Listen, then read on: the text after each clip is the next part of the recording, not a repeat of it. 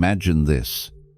You wake up tomorrow and realize you've been running after success, running after love, running after happiness itself. Yet the faster you chase, the further it slips away. Have you noticed that? The tighter you grip the sand of life, the quicker it escapes through your fingers. The more desperately you reach for the butterfly, the higher it flies out of reach. This is the paradox that Buddha pointed to more than 2,500 years ago.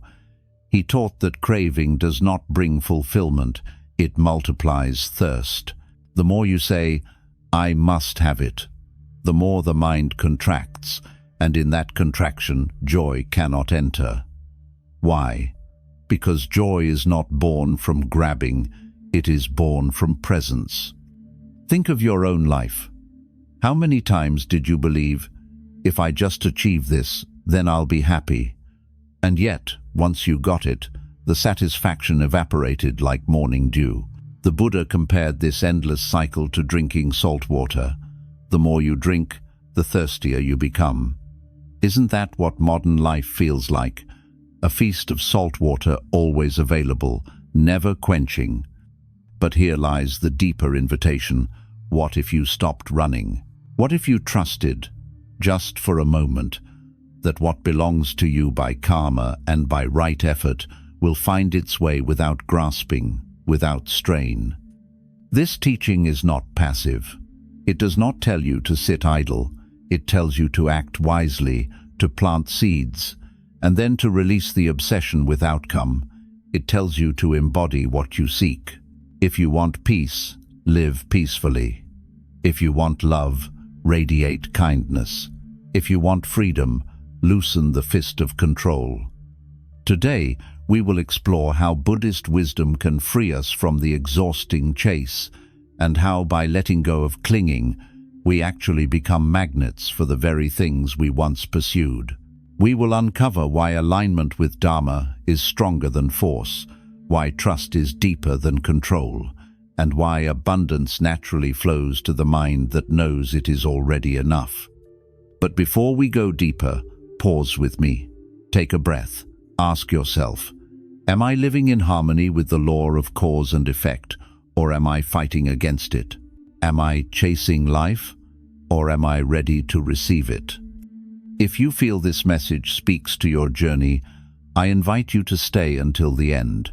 And if it stirs something in your heart, share it so others may also remember the wisdom of letting go.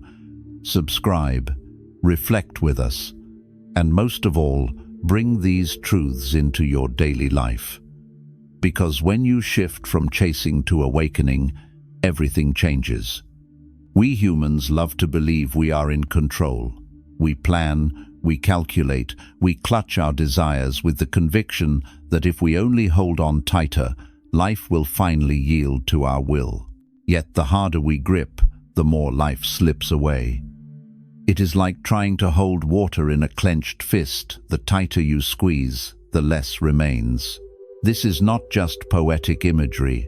It is the very mechanism of suffering that the Buddha called upadana, or clinging. Think of how often this shows up in daily life. We cling to relationships, afraid of losing love.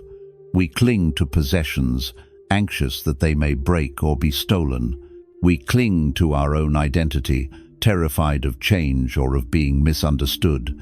And paradoxically, the more tightly we cling, the less secure we feel.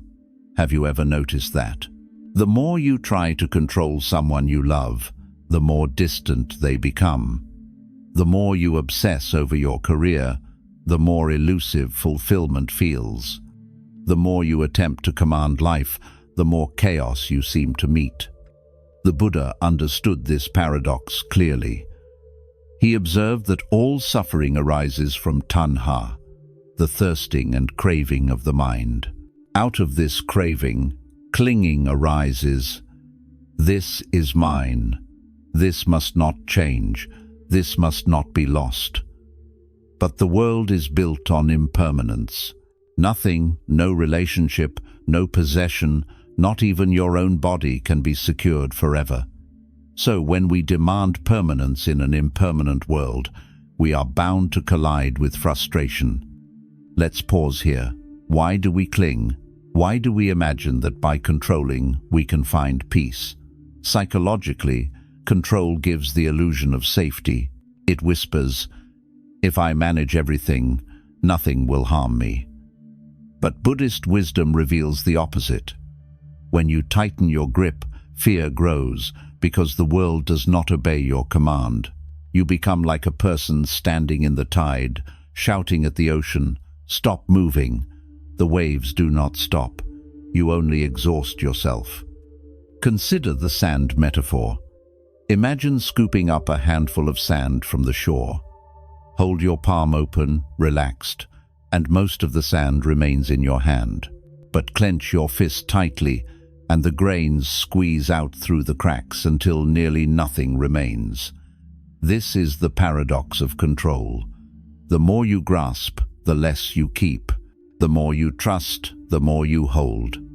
This teaching was not abstract for the Buddha.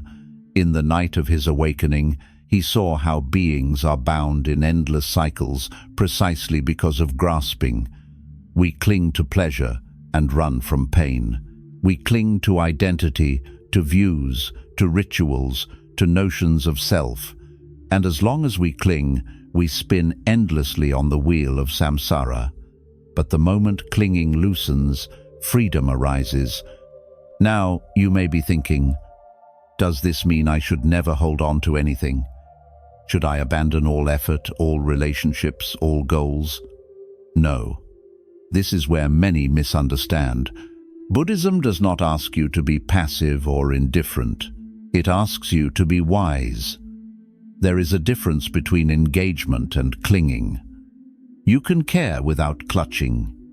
You can act without attachment to results. You can love without suffocating. Picture a gardener. She tends to her plants carefully, watering them, removing weeds, offering sunlight.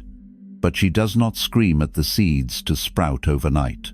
She does not pull the buds open by force. She understands that growth follows natural laws. Her role is not control, it is care. In the same way, our role in life is to plant seeds of goodness, to nurture, to act skillfully. But the outcome is not ours to force.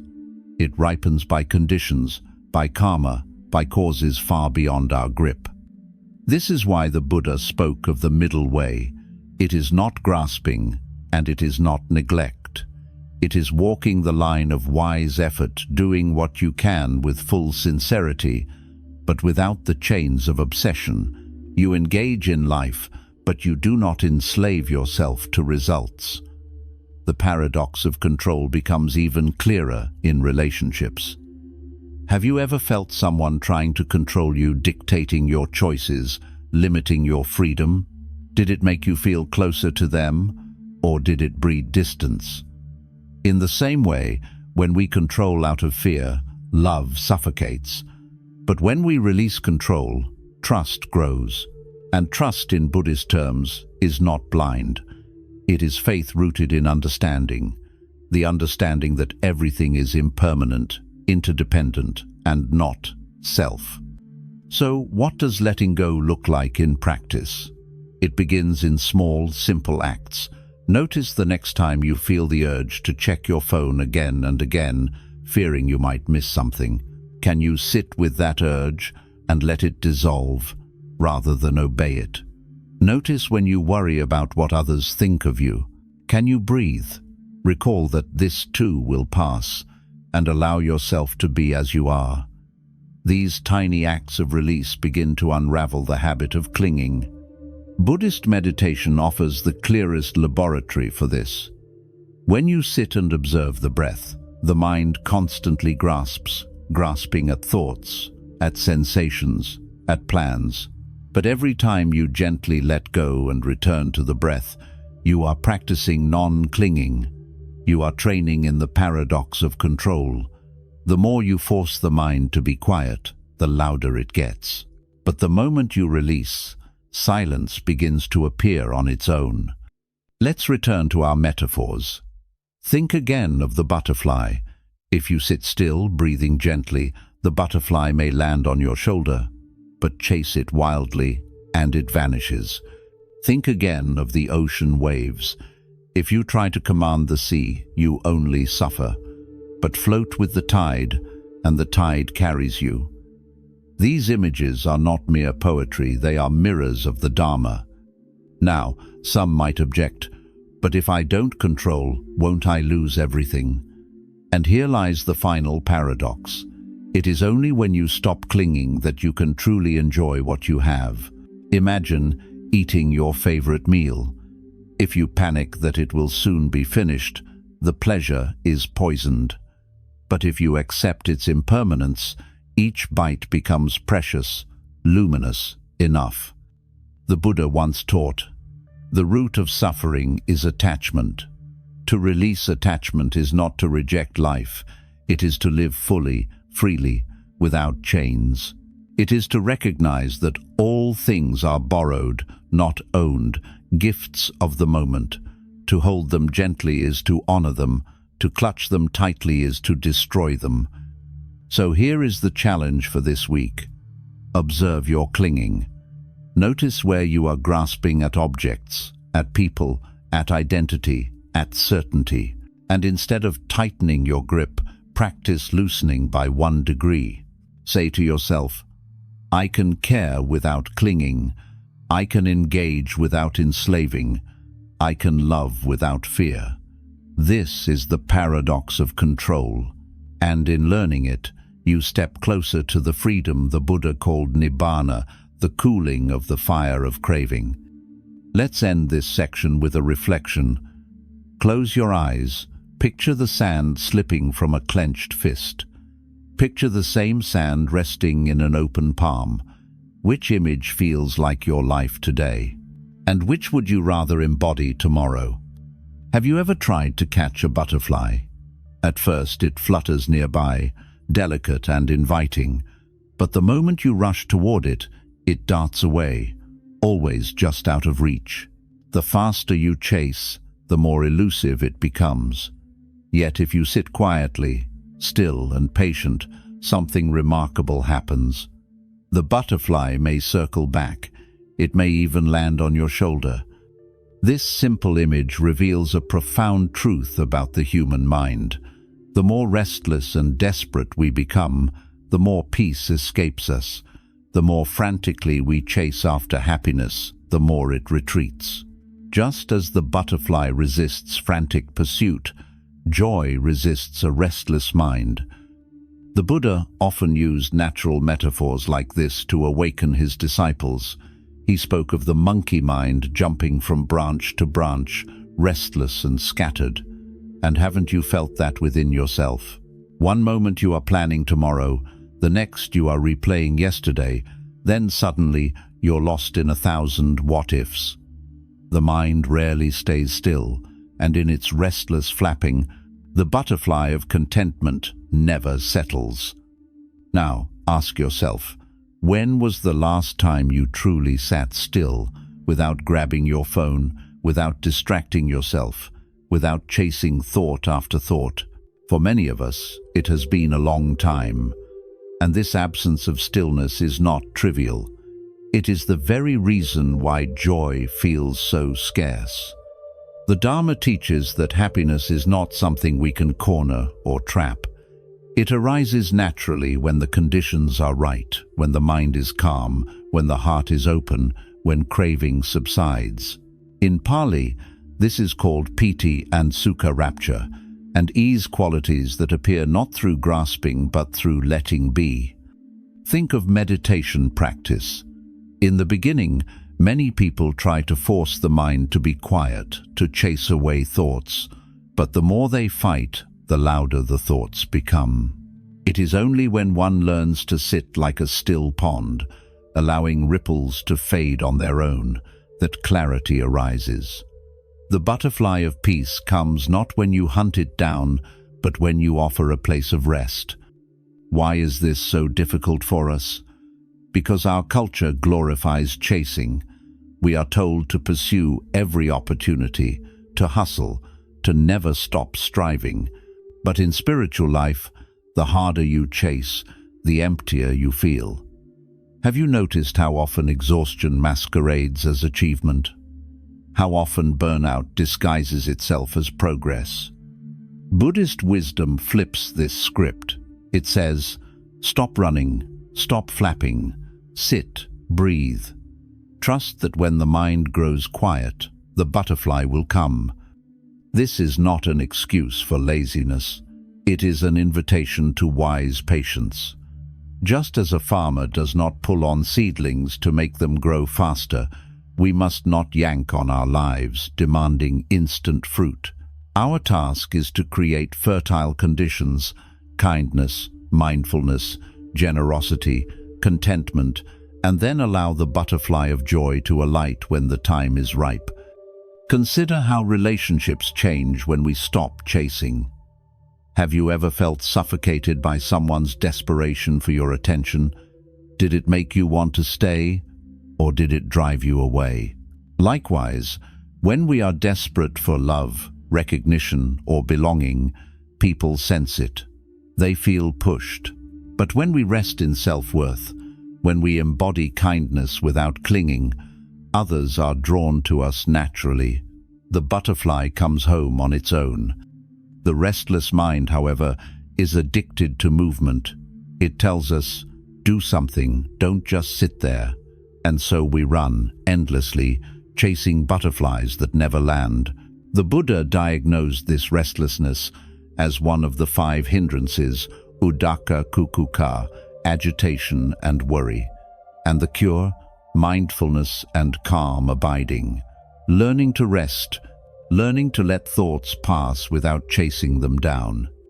Let's practice together now, even briefly. Close your eyes, breathe in slowly. Imagine a butterfly nearby. With each breath, soften the urge to chase it. Rest your mind like an open field. Can you feel the difference? The restless grip loosens, and a quiet invitation arises. In this stillness, peace has somewhere to land. The butterfly is not just an insect in a meadow, it is a symbol of all the things we crave. Happiness, love, success, peace. The Dharma reminds us that none of these can be caught by frantic hands. They come to the heart that is spacious, gentle, and awake. So the question is not, how can I catch the butterfly? The real question is, how can I become a place where the butterfly wants to rest? That is the art of Buddhist practice. You don't chase awakening, you prepare the conditions. You embody peace, and peace arrives. As the Buddha said, a mind that is calm is like a still lake. Into it, truth is reflected as it is. The restless lake distorts every image, just as a restless mind distorts reality. But the calm lake reflects clearly, just as the calm mind welcomes the butterfly of wisdom and joy. This week, observe your own butterfly chasing. Notice when you feel desperate to control, to demand, to achieve at all costs, and experiment with stillness instead. Instead of chasing the next thing, try creating space for the present thing to blossom. Instead of flapping with worry, try resting in breath. Because in the end, the butterfly teaches us what the Buddha taught long ago. Peace is not conquered, it is invited. Joy is not captured, it is allowed. And the restless mind cannot hold it, but the still heart can. So I leave you with this question. Are you ready to stop chasing butterflies and instead become the garden where they want to land? Imagine planting a seed in the soil. You water it, give it sunlight, protect it from weeds. But no matter how much you demand, no matter how loudly you shout, the seed will not sprout overnight. It grows in its own time, through the cooperation of soil, rain, air, and countless hidden factors. This is the law of causes and conditions, what Buddhism calls pratitya samutpada, dependent origination. Nothing exists independently. Everything arises in relation to everything else. Yet in modern life we forget this. We live as though force alone will bring results. We chase goals with iron fists, insisting that if we just push harder, life must yield. But forcing is like screaming at a seed. It does not work. Alignment, however, creating the right causes, nurturing the right conditions, allows growth to unfold naturally. The Buddha discovered that our entire experience is built upon this law. Suffering arises when certain causes are present: ignorance, craving, clinging. Freedom arises when other causes are cultivated: mindfulness, wisdom, compassion. There is no magic, no random fate. There is only the interweaving of conditions. And to align with these conditions is to live harmoniously with reality itself. Think about relationships again. Have you ever tried to force someone to love you? You might impress, persuade, even beg. But real love cannot be manufactured.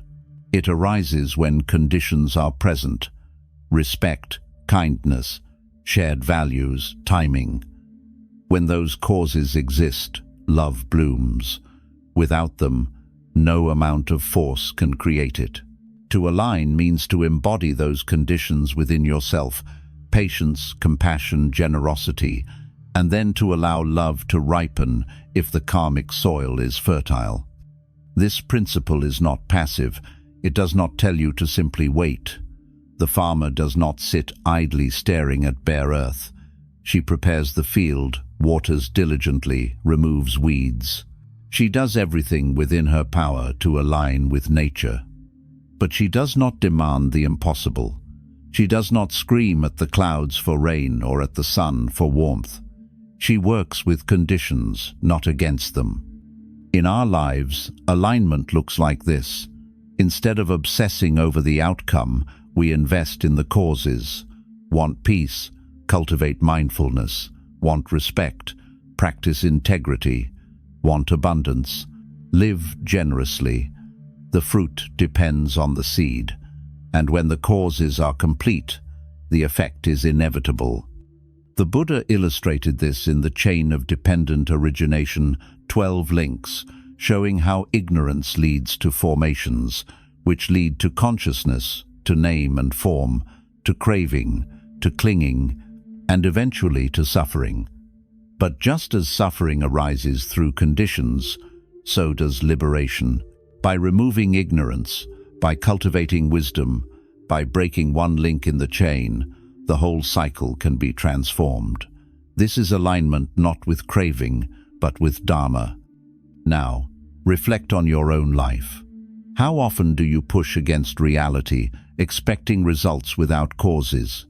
Do you demand trust without embodying honesty?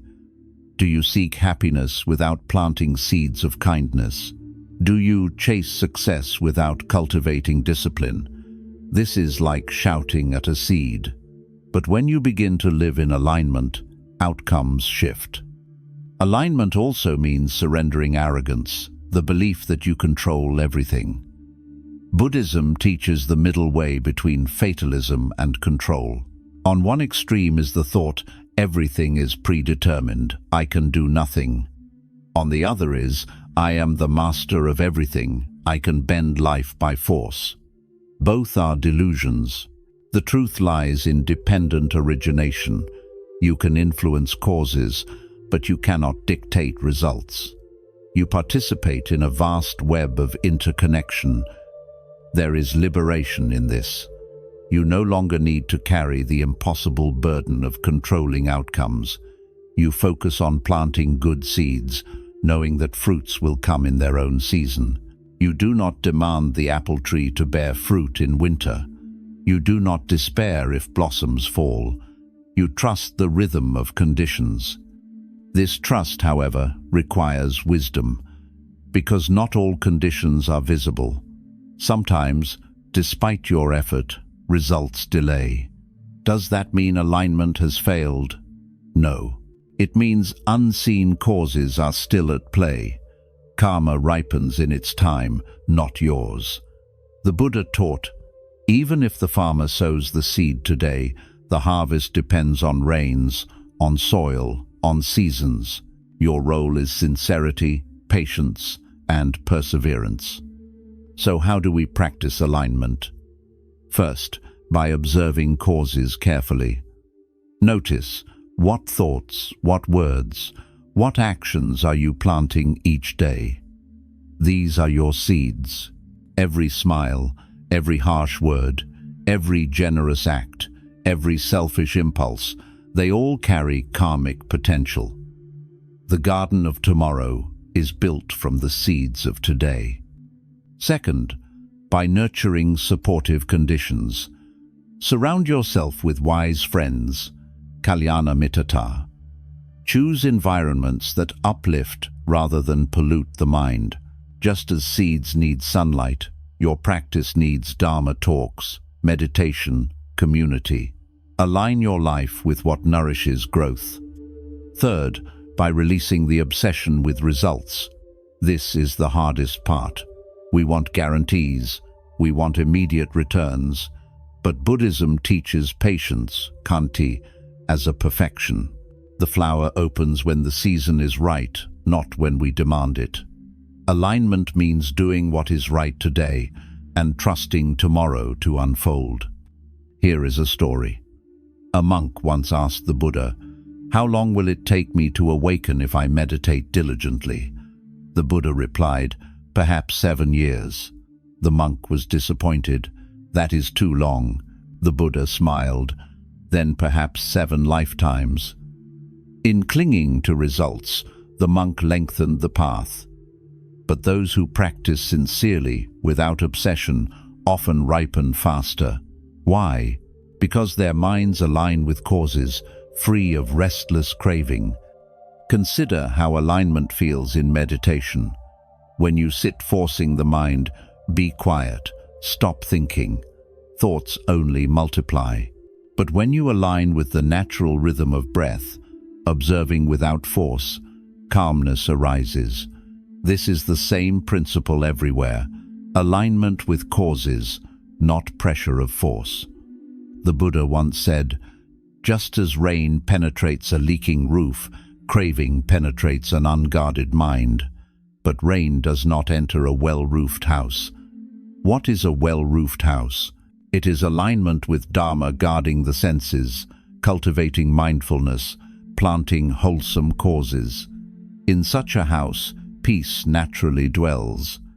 Let's bring this home. Ask yourself, am I forcing or am I aligning? In my work, am I screaming at seeds or am I preparing soil? In my relationships, am I chasing butterflies or am I tending a garden where love can land? In my practice, am I demanding enlightenment or am I patiently walking the path? This week, experiment. Each time you feel the urge to control outcomes, pause. Shift your focus to causes. Instead of, "I must have this," ask, "What conditions can I cultivate right now?" Instead of clinging to tomorrow, invest in today. Because alignment is the secret key. The world does not bend to your will, but it responds to harmony.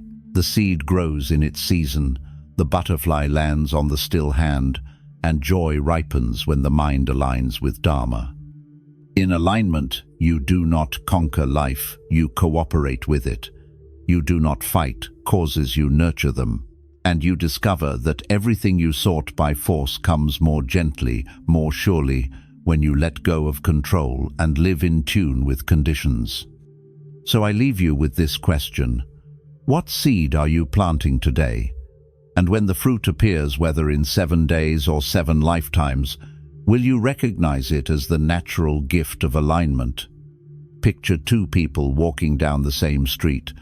One carries the energy of scarcity, the inner voice whispering, "There is not enough, I am not enough, life will run out."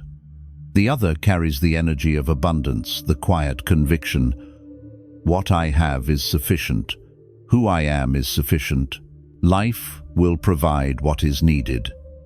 Outwardly, they may look similar. Inwardly, Their worlds could not be more different. The Buddha called this difference the distinction between craving and contentment. Scarcity energy is born of tanha, thirst. It believes happiness lies just one possession away, one promotion away, one relationship away. It clings to the future, terrified of loss. Abundance energy, however, is born of santutati, contentment. It rests in the present moment, seeing what already is, rather than obsessing over what might be missing. Have you felt both energies in your own life? Remember a time when you were consumed by scarcity. Perhaps you compared yourself to others and thought, why do they have more than me? Perhaps you worried constantly about money, love, or recognition. Did you feel peace in those moments? Or did anxiety tighten your chest, stealing your joy even from the good things you already had? Now recall a moment of abundance. Perhaps it was as simple as watching the sunset, realizing nothing more was needed. Perhaps it was a meal shared with friends, laughter filling the room, and in that moment you felt rich beyond measure. Did you notice how light the body felt, how open the heart was? The external circumstances may not have changed, but your energy did, and that changed everything. Scarcity energy poisons. It breeds envy, competition, hoarding, fear. It drives people to grasp more and more, yet never feel satisfied. It is like drinking salt water. The more you consume, the thirstier you become. The Buddha compared this to a man struck by an arrow. Instead of removing it, he keeps adding more arrows, thinking each new one will solve the pain. Scarcity is never solved by more. Abundance energy, on the other hand, heals. It generates generosity, kindness, ease. When you feel abundant, you naturally want to share because you no longer fear lack. You trust that life flows, that karma ripens, that enough will come. In Buddhist terms, this is the perfection of dana, generosity the mother of all virtues. But here is the paradox. Scarcity and abundance have little to do with how much you own, and everything to do with how you see. Some millionaires live in scarcity, terrified of losing. Some beggars live in abundance, grateful for each day's meal. As the Buddha said, the greatest wealth is contentment. Without it, even kings are poor. With it, even paupers are rich. Let us explore why scarcity feels so strong. It is because the mind is conditioned by comparison. Social media, advertisements, cultural pressures all whisper, "You are not enough. You do not have enough. Others are ahead of you." This is the voice of scarcity. It trains the mind to overlook what is present, to chase what is absent. But Buddhist wisdom asks us to flip the lens. Instead of grasping for what is missing, open to what is already here. This shift is not sentimental, it is practical. When you believe in scarcity, you act from fear. You hoard, compete, deceive. Those actions create karmic seeds of further fear and further lack. But when you embody abundance, you act from trust. You give, you collaborate, you rejoice in others' success. Those actions create karmic seeds of more abundance. Life responds not to desperation, but to the energy you radiate. Consider two farmers. One fears drought, hoards his grain, and plants reluctantly, certain it will fail. The other trusts the cycle of rain and earth. He plants generously, sharing seeds even with neighbors. Who do you think reaps a fuller harvest? Not the one hoarding in fear, but the one planting in trust. This is karma in action.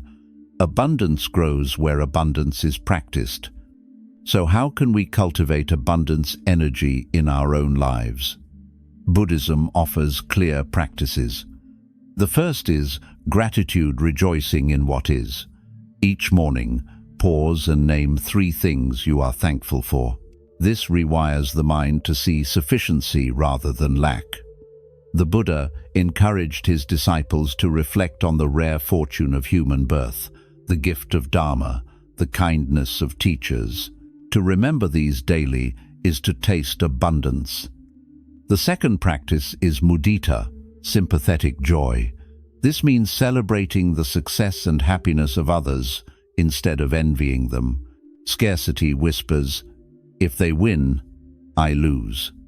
Abundance replies, "Their joy increases the joy of the world, and I am part of that." By practicing mudita, we dissolve jealousy and align with generosity of spirit. The third is dana, generosity itself. Give not from surplus, but from the heart. Even a smile, a kind word, a small coin offered mindfully transforms the energy of scarcity into abundance. The Buddha praised generosity as the foundation of spiritual growth because it loosens the grip of fear. When you give, you prove to yourself that you are not empty, you are overflowing. But let us be honest, cultivating abundance is not always easy. Scarcity is deeply ingrained. We may hear a voice, "If I let go, I will be left with nothing." This is the trick of craving.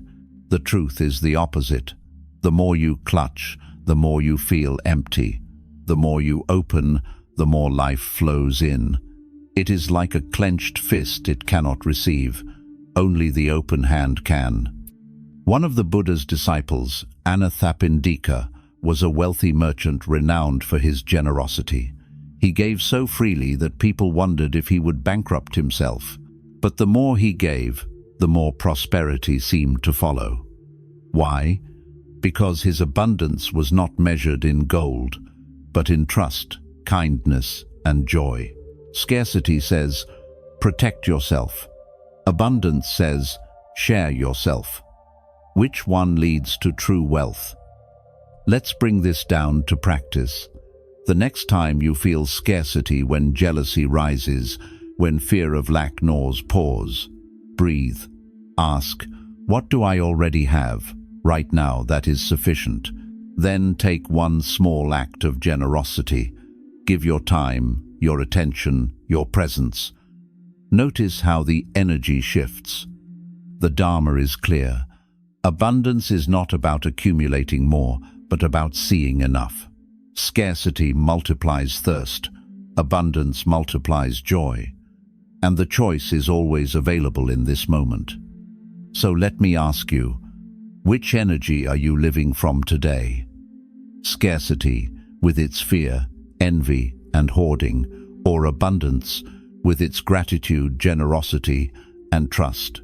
The street may be the same, but the worlds you walk through are entirely different. Choose abundance, for in choosing it, you align with the Dharma, and you discover that you were never lacking. You were whole all along. Imagine standing at the edge of a pond, throwing pebbles into the water. Each pebble sends ripples outward.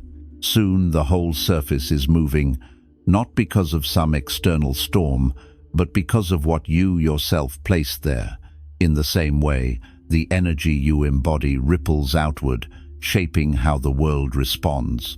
This is why the Buddha said, "With our thoughts, we make the world." Chasing is outward motion. It is running after what seems separate. Happiness, love, respect, freedom. But embodying is inward transformation. It is becoming the very quality you seek, so that it radiates naturally. Instead of chasing peace, you embody calmness in your words, your breath, your presence. Instead of chasing love, you embody compassion. Instead of chasing respect, you embody integrity. And then, without grasping, the world begins to mirror those qualities back to you. Buddhist teachings describe this through the law of karma. What you plant, you harvest. What you embody, you attract. To embody anger is to invite conflict. To embody generosity is to invite trust.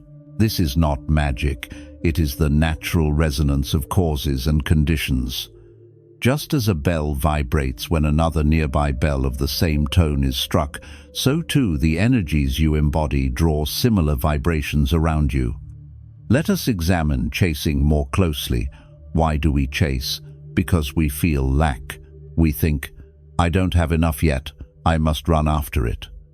Chasing begins in deficiency, in the belief that wholeness lies outside. But this belief is flawed. Even if you catch what you chase, the sense of lack returns, because the root thirst was never quenched. It is like running on a treadmill. You sweat, you move, but you never arrive. Embodiment, however, begins in sufficiency. It says, I will practice being the peace, the love, the wisdom I seek. From that ground of presence, conditions ripple outward. People are drawn to calmness because it soothes them. They trust integrity because it holds steady. They respond to compassion because it awakens their own. You no longer need to chase recognition. Your being itself radiates what you once pursued. Consider the Buddha himself.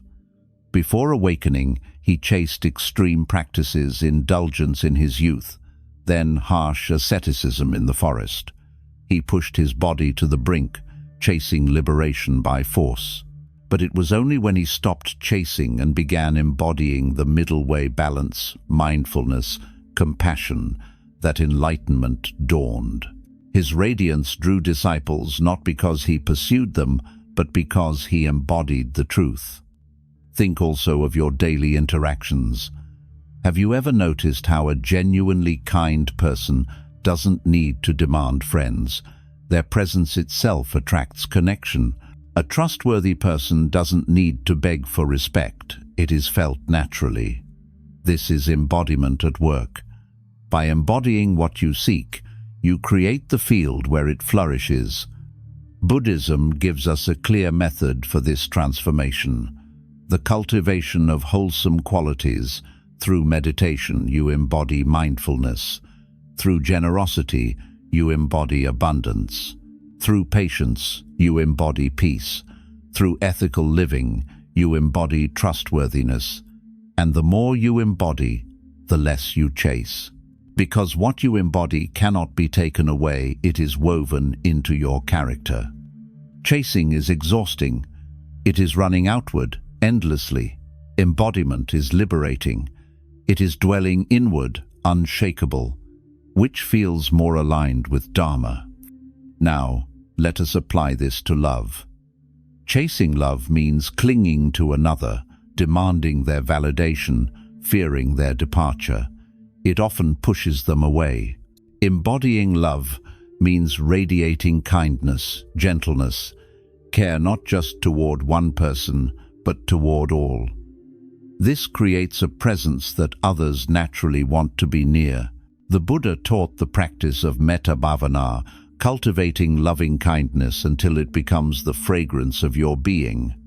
Just as a flower shares its scent without effort, so too love embodied spreads without chasing. Apply this to respect.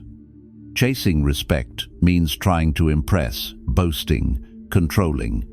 But true respect cannot be chased.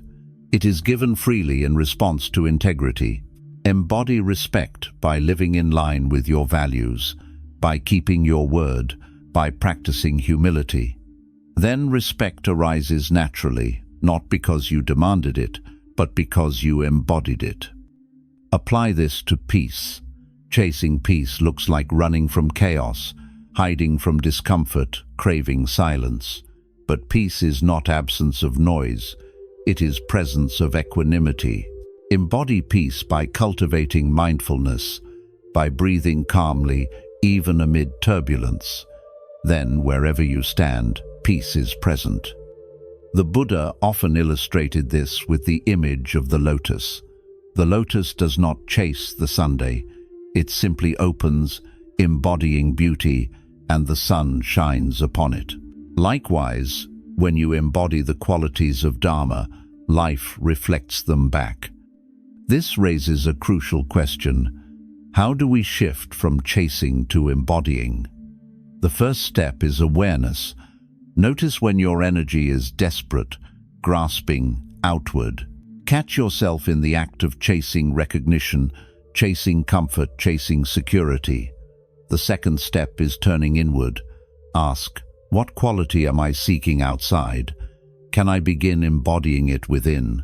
The third step is practice daily cultivation through thought, speech, and action. Here is a simple practice. Each morning, choose one quality you often chase. Perhaps it is love. Instead of asking, who will love me today? Ask, how can I embody love today?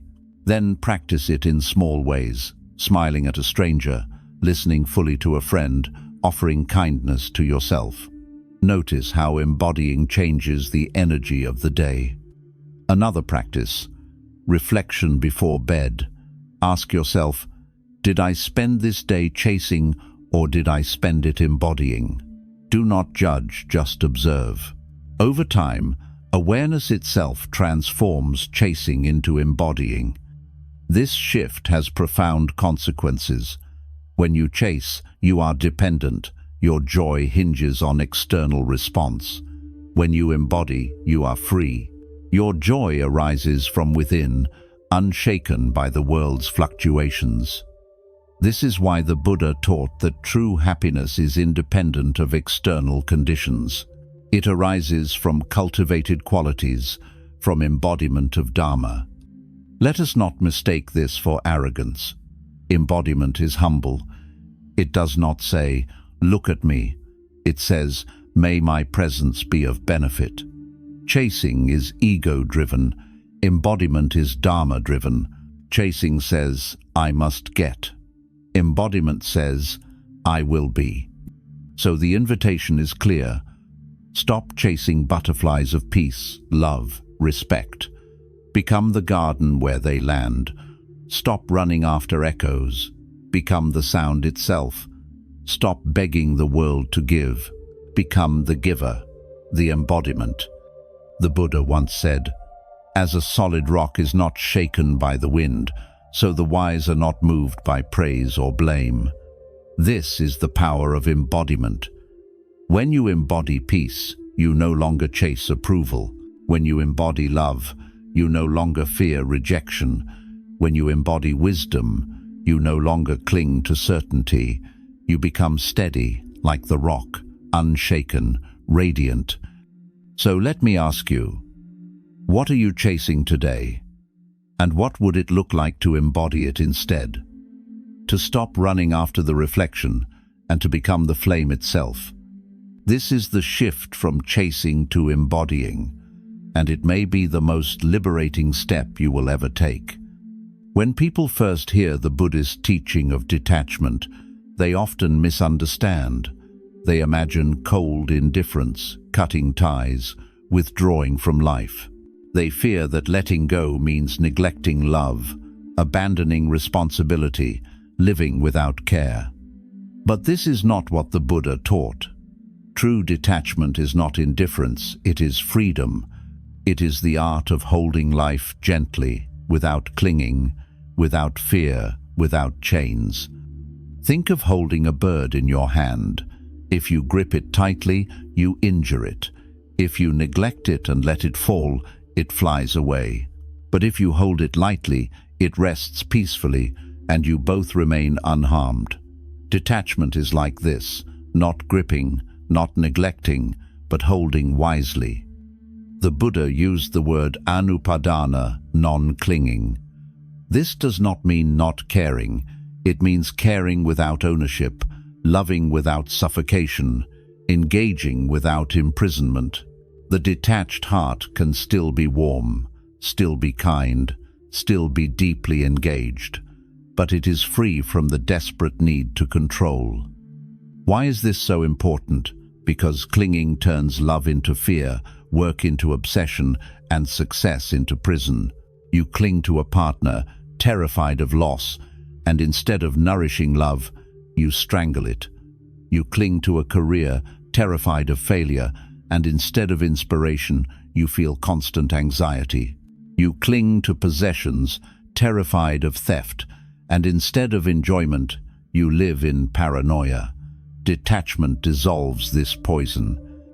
But again, detachment is not neglect. The Buddha himself cared deeply. He taught tirelessly, walking from village to village, comforting the sick, guiding disciples, answering questions late into the night. His detachment did not mean apathy. It meant freedom to act with love, without being enslaved by results. He gave without clinging to recognition. He taught without clinging to disciples. He served without clinging to outcome. Detachment is rooted in wisdom. It arises when we see the three marks of existence: impermanence, anicca, unsatisfactoriness, dukkha, and non-self, anatta. When you truly see that everything changes, that nothing can be owned, that nothing belongs to me in the deepest sense, then clinging appears foolish. But that wisdom does not make you cold, it makes you compassionate. You care because you understand the fragility of all beings. You love because you know everything is fleeting. Think of a flower. You can pluck it, possess it, demand that it never wilt, but it will. Or you can admire it in the garden, water it, enjoy its fragrance while it lasts. Which is true detachment? The second. You engage fully, but without trying to freeze the moment. You let the flower be itself. This is the same with people. To cling is to say, you are mine, you must not change, you must not leave. To detach is to say, I love you, you are free. I will cherish you while our paths meet. One suffocates, the other liberates. Which love feels deeper? Detachment also transforms our inner life. Consider meditation. The restless mind clings to each thought. This is important. I must solve this now. Detachment means watching thoughts arise and pass without grasping. The thought comes, the thought goes. The mind remains like the sky, vast and untouched by passing clouds. This is why detachment is central to meditation. It allows the mind to rest. Yet many fear detachment, thinking, if I let go, won't I lose everything? The truth is the opposite. When you let go of clinging, you do not lose life, you finally gain it. Because then you can experience things directly, without distortion.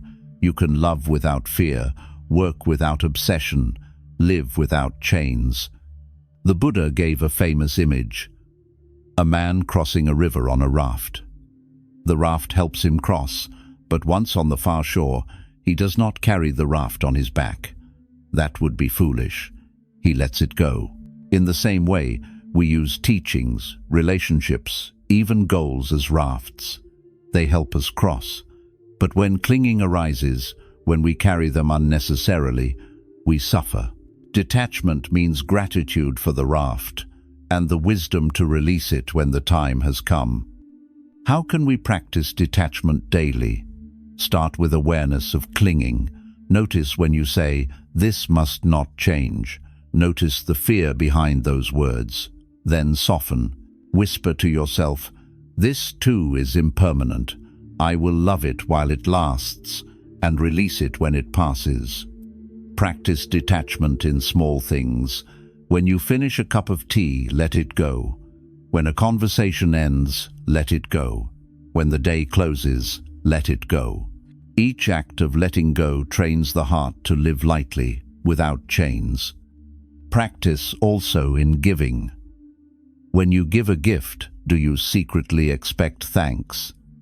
Detachment means giving freely, without clinging to recognition. Practice in work. Do you obsess over results, over praise? Detachment means working sincerely, but without being enslaved by outcome. Detachment frees not only you, but others as well. Imagine being loved without chains, where someone cares for you deeply, but also gives you freedom. Doesn't that feel like the purest love? In the same way, when you practice detachment, you offer freedom to everyone around you. So let us redefine detachment. It is not coldness. It is clarity. It is not neglect. It is wisdom. It is the open palm instead of the clenched fist. It is the tender heart that says, I will hold you lightly, so you are free to stay or free to go, and in either case, my love remains. This week, notice where clinging still hides. Where do you demand permanence in an impermanent world? Where do you clutch what must someday pass? And instead of tightening your grip, experiment with release. You may discover that letting go feels less like losing and more like breathing. Because, in truth, detachment is not the end of love. It is the beginning of love that is fearless, unconditional, and free. Picture a swimmer flailing desperately against the current of a wide river. His muscles strain, his breath shortens, his body grows weary. No matter how fiercely he kicks, the water pushes back. He is fighting the very nature of the river, and the more he resists, the more exhausted he becomes. Now, picture another swimmer. She turns her body with the current, gliding smoothly. The water carries her. She is not passive, she moves her arms, she adjusts her breath, but she does not fight the river. She works with it, not against it, and so she crosses with grace. This is the image of our lives. The river is reality itself, the flow of impermanence, the stream of causes and conditions.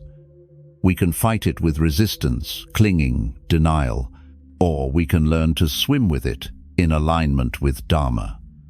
The choice makes all the difference between exhaustion and ease, between suffering and freedom. The Buddha taught that resisting impermanence is the root of suffering. We want the river to stop, to remain fixed, to bend to our will.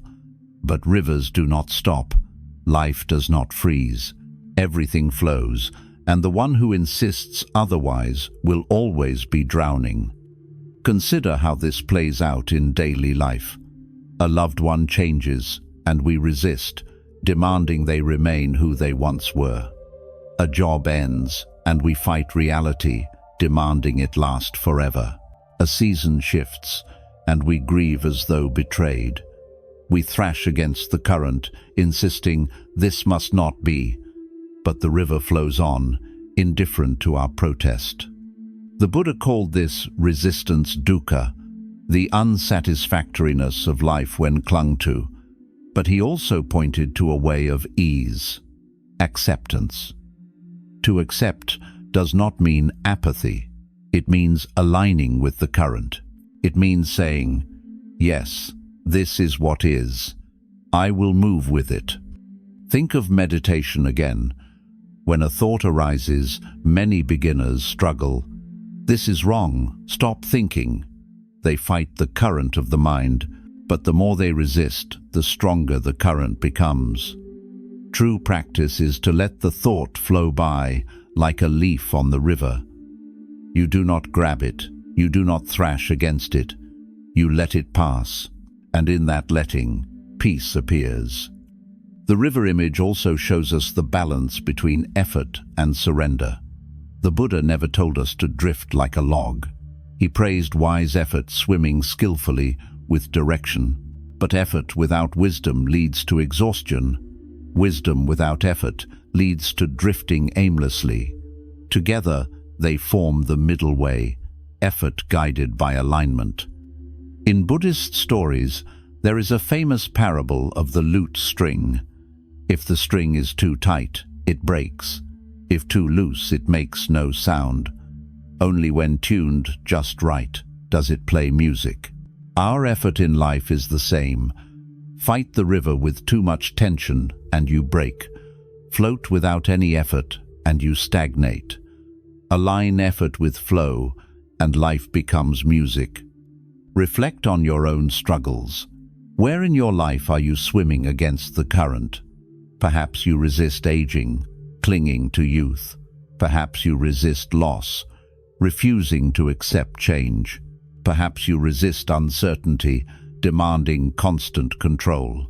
These are forms of thrashing, and the cost is fatigue of the soul. Now imagine if you turned with the river. Imagine if you said, "Yes, life is changing.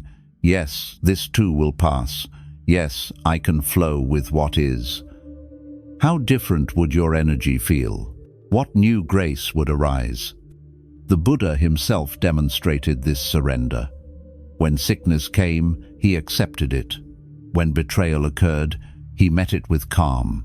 When death approached, he did not resist, but lay between the sal trees, saying, "All conditioned things are subject to decay. Strive on with diligence." He swam with the river to the very end.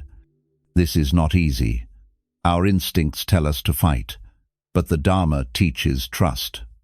The river of life is not random, it follows causes and conditions, karma and natural law.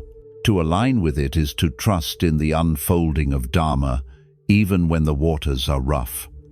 Of course, some will ask, but what about injustice? Should we not resist it? Here we must distinguish. To fight reality, impermanence, change, mortality is futile, but to act against suffering, to cultivate justice, is wise effort. Even then, the most effective action comes not from thrashing against the current in anger, but from aligning with Dharma, acting with compassion, clarity, and patience. The current of greed, hatred, and delusion is strong, but so is the current of wisdom and love. Swim with the latter. So how can we train ourselves in this way? Begin by noticing resistance. Each time you feel yourself saying, "This must not be," pause. Ask, "Am I fighting the river? Can I flow with it instead?" Then practice small surrenders. When plans change, instead of anger, breathe and adapt. When someone disagrees, instead of clinging to being right, listen openly. These are strokes in the current of wisdom. Another practice, recall impermanence daily. The Buddha encouraged reflection on change. All that is dear to me will one day pass. This is not morbid, it is freeing. It prepares the heart to flow, to release, to swim without fear. Finally, trust the river itself. Just as rivers flow to the sea, life flows toward awakening when guided by Dharma. Even hardships, when met with mindfulness, become teachers. Even losses, when held with compassion, deepen wisdom. The current may be swift, but it leads home. So ask yourself now, are you thrashing against life, or are you gliding with it? Are you exhausting yourself in resistance, or learning the graceful art of alignment? The river will not stop. The current will not pause for your demand. But you can choose how to swim, and the choice between drowning in resistance or gliding in acceptance may be the very heart of freedom. Close your eyes for a moment and picture a room cluttered with furniture, boxes, and belongings. Every corner is filled, every shelf is crowded. There is no space to move, no air to breathe. Now imagine the same room, cleared open floor, sunlight pouring in, a breeze drifting freely. Which room feels more alive? Which one allows possibility? This is the difference between a mind cluttered by clinging and a mind spacious with emptiness. In Buddhism, this emptiness is not void or nothingness. It is not a dark abyss of meaninglessness. Rather, it is shunyata, a vast openness, the absence of inherent solidity, the space in which everything becomes possible. Emptiness is often misunderstood. People hear empty and think worthless or non-existent. But in Buddhist wisdom, emptiness means freedom. It means that no thing, no self, no experience is locked into a fixed identity. Everything is fluid, dependent, inter-arising. Because things are empty of fixed nature, they can change, grow, heal, and be free. Think of a cup. Its value lies not in the clay walls, but in the empty space they create. Without emptiness, it cannot hold water. In the same way, our lives gain meaning not from filling every moment with noise and grasping, but from cultivating space. Without inner emptiness, the Dharma cannot enter. Without inner space, joy has nowhere to land. Why is emptiness so vital? Because clinging fills us to suffocation. Our minds hoard stories. I am this, I must be that, I cannot change. Our hearts hoard grievances. They hurt me, I will never forgive. Our lives hoard possessions, distractions, identities, and in all this clutter, we lose the freshness of being. Emptiness sweeps the floor, opens the window, lets the breeze of freedom flow. The Buddha taught that form is emptiness, and emptiness is form. This is not a riddle, it is liberation. Form appears, but it is not fixed, it is empty of permanence. Emptiness is not blank, it is the potential for form. A wave is not separate from the ocean, but neither is it fixed. It rises, it falls, it vanishes, leaving space for another. To see this is to live lightly, without clinging. Consider relationships. When we cling tightly, we fill the space with demands. You must be this for me. You cannot change. You belong to me. The relationship suffocates, like a cluttered room. But when we allow emptiness, when we give space for the other to grow, to change, to be free, love breathes. Space does not weaken love, it deepens it. Consider creativity. A mind stuffed with constant noise cannot imagine. It repeats old patterns, trapped in clutter. But a mind with space, a mind that dares to be empty, becomes fertile ground. From silence, music is born. From blankness, art arises. From stillness, wisdom emerges. Meditation trains us in this emptiness. As you sit, thoughts arise. Instead of clinging, you let them go. Gradually, space appears, not a numb blankness, but a living openness. You begin to taste the sky-like quality of mind, vast, unbound, spacious. Clouds come and go, but the sky remains untouched. This is emptiness, not absence, but vast presence. Some fear emptiness, thinking it will erase them. But emptiness is not annihilation, it is interconnection. To be empty of a separate self is to be full of everything. When you see that you are not an isolated me, you discover that you are woven with the whole universe. The breath you take belongs to trees. The food you eat belongs to soil, sun, rain, farmers. Your laughter belongs to friends, to countless conditions that make it possible. Emptiness reveals that we are never alone, we are spaciously connected. How does embracing emptiness change daily life? First, it softens our rigid identities. Instead of saying, "I am always like this," you realize, "I am changing, fluid, free." Second, it loosens our grip on possessions.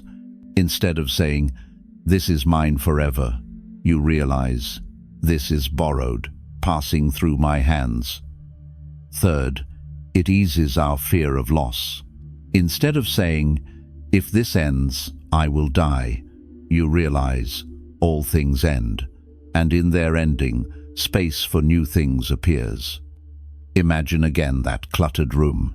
When you clear it, you may mourn the old furniture, but soon you notice the sunlight, the echo of footsteps, the freedom to move. Emptiness feels like loss only until you experience the richness it reveals. The Buddha's disciples once asked him how to meditate on emptiness. He advised them to contemplate that all things are not self, not owned, not permanent, not fixed. This does not mean denying existence. It means loosening the tight fist of clinging. It means seeing each thing as a guest, not a possession. When you learn to host life without claiming it, the heart becomes spacious. A spacious heart is fearless. Fear shrinks when space expands.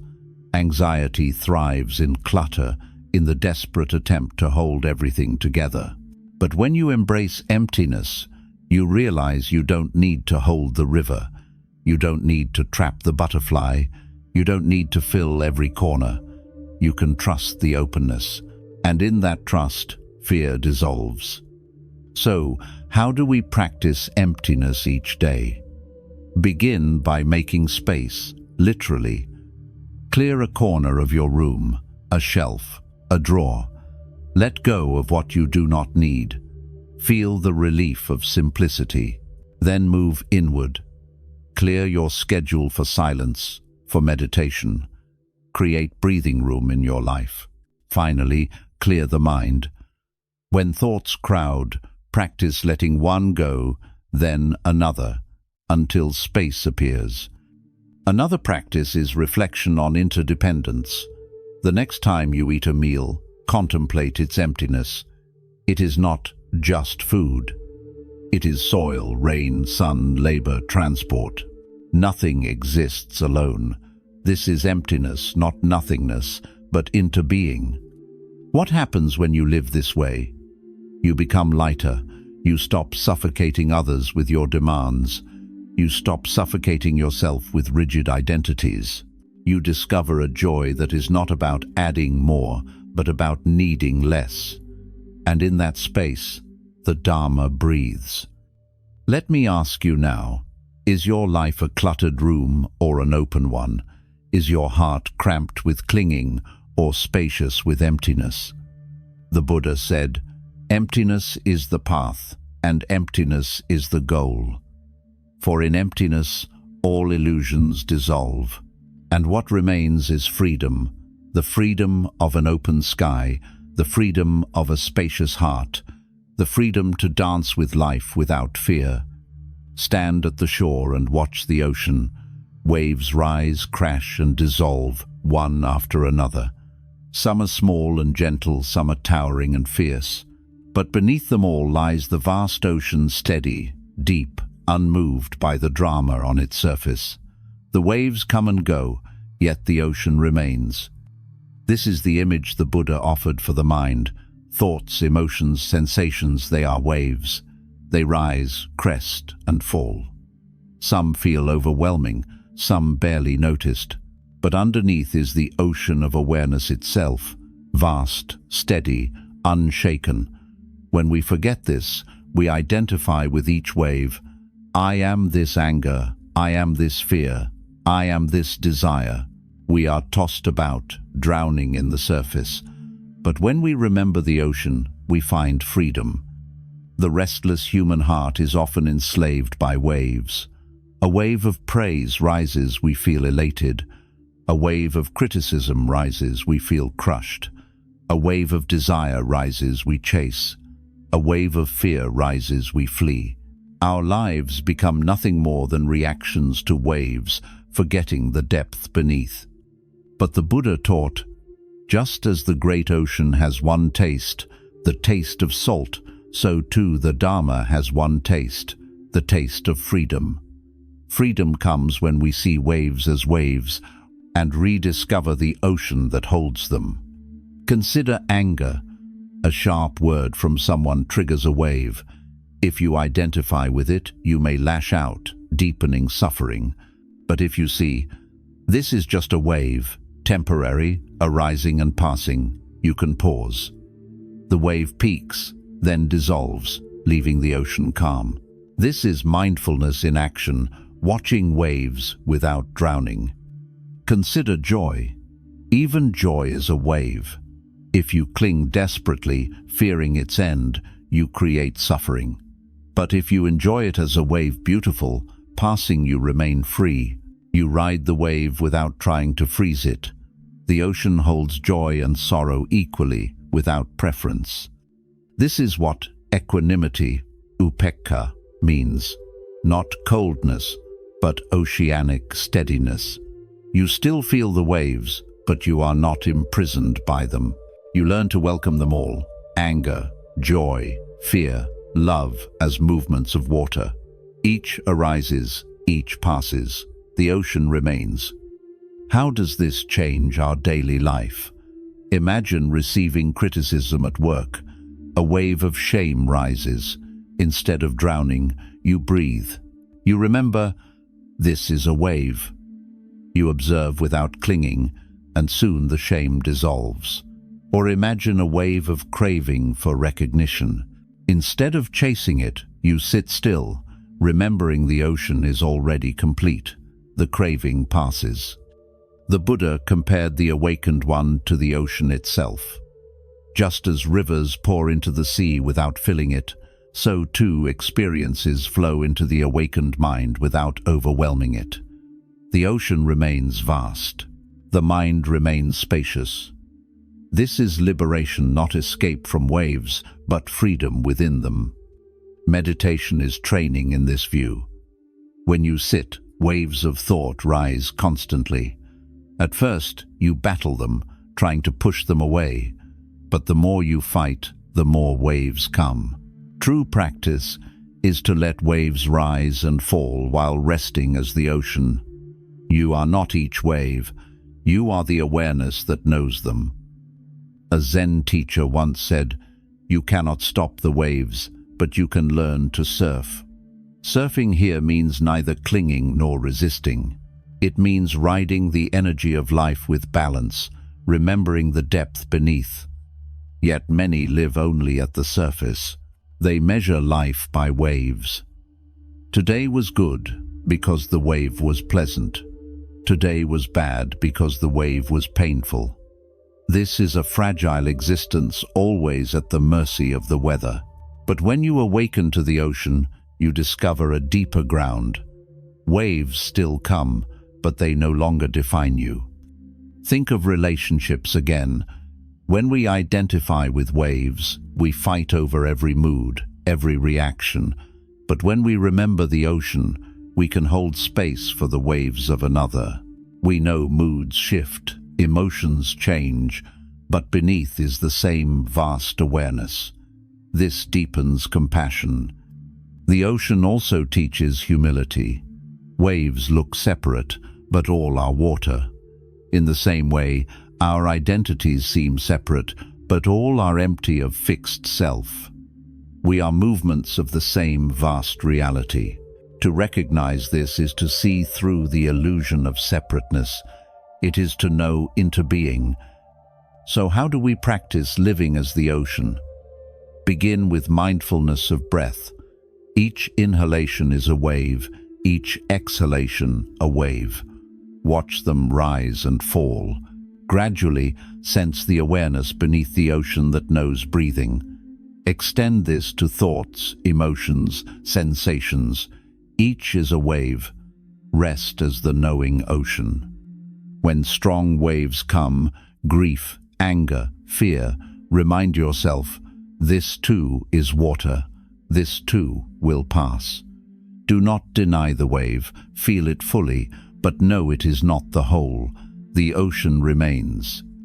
This practice brings great stability. Life will always send waves, gain and loss, praise and blame, joy and sorrow. The Buddha called these the 8 worldly winds.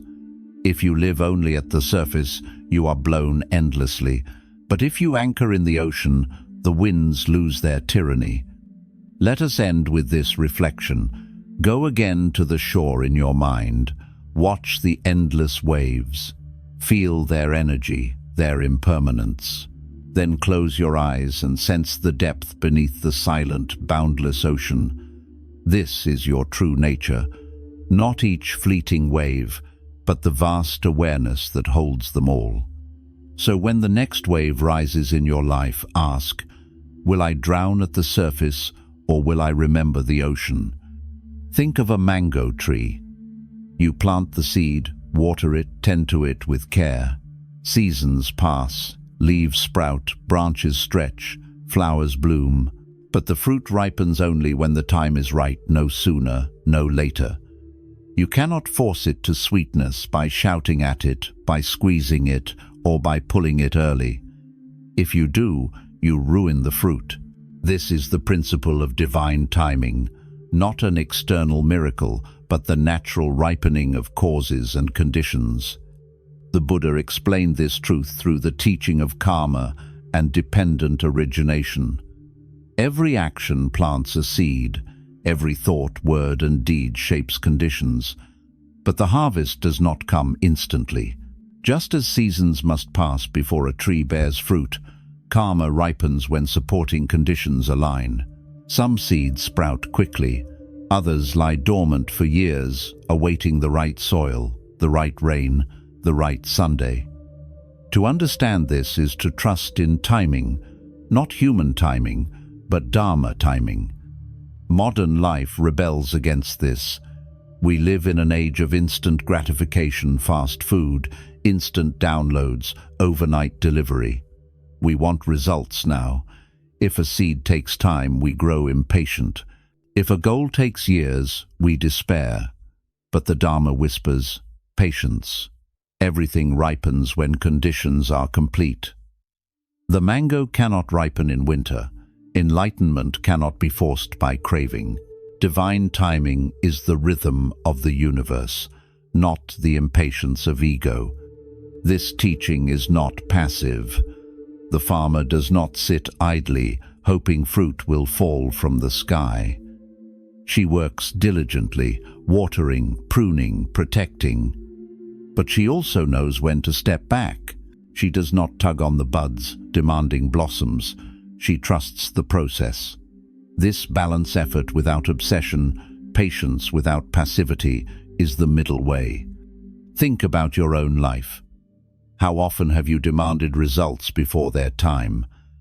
Perhaps you longed for love and clung to relationships that weren't ready. Perhaps you pursued success and burned out by forcing pace. Perhaps you prayed for healing and grew bitter when it did not come quickly. In each case, impatience turned into suffering. But later, looking back, haven't you sometimes realized that the delay itself was wisdom, that had things come earlier, you would not have been ready to receive them? This is the mysterious compassion of divine timing. The Buddha told many parables about ripening.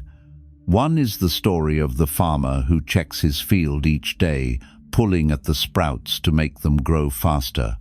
Instead of helping, he kills them.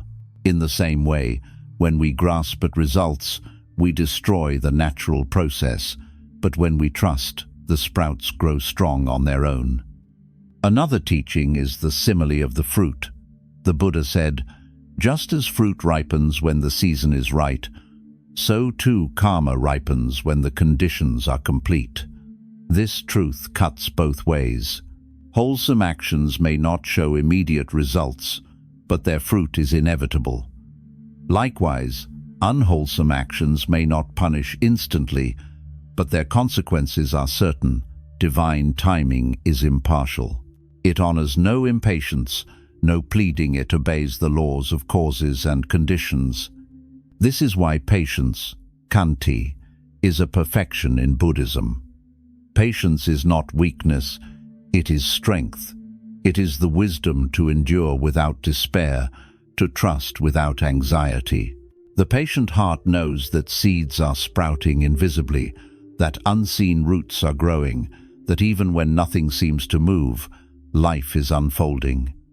How can we practice this trust? Begin with mindfulness of process. When you embark on a path, whether meditation, study, or healing, remind yourself, this is a seed. It will take time. Celebrate small signs, a moment of calm, a glimpse of clarity, a tiny shift in habit. These are blossoms before the fruit. Next, release the demand for control.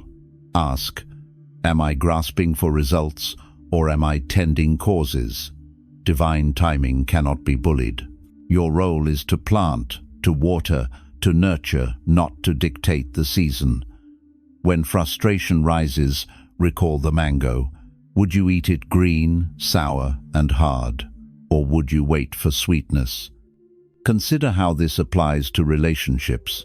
Sometimes you meet someone and feel the potential for connection, but the timing is not yet right. Forcing closeness creates tension. Giving space allows bonds to mature. Or in career, sometimes the door you desperately want remains closed, only to open years later when you are ready to walk through it with wisdom. The closed door was not punishment. It was protection, timing at work. Divine timing also teaches humility.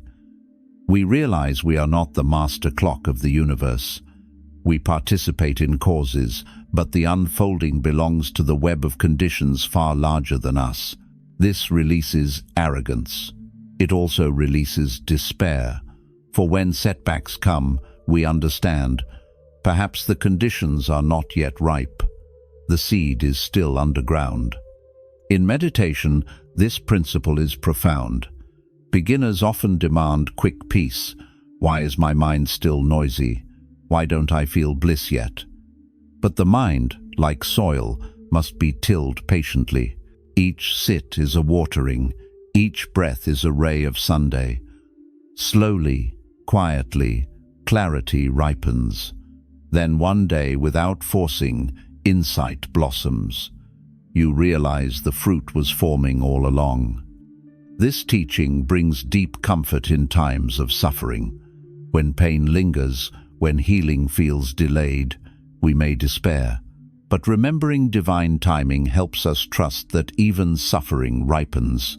Pain itself becomes compost for wisdom. Grief becomes fertile ground for compassion. Nothing is wasted. The season of darkness is also part of ripening. But divine timing also carries responsibility. Since every action plants seeds, we must be mindful. Do not think, it will all ripen later, so I need not care. Remember, the fruit will come. If you plant bitterness, bitterness ripens. If you plant kindness, kindness ripens. Timing is not an excuse. It is a guarantee.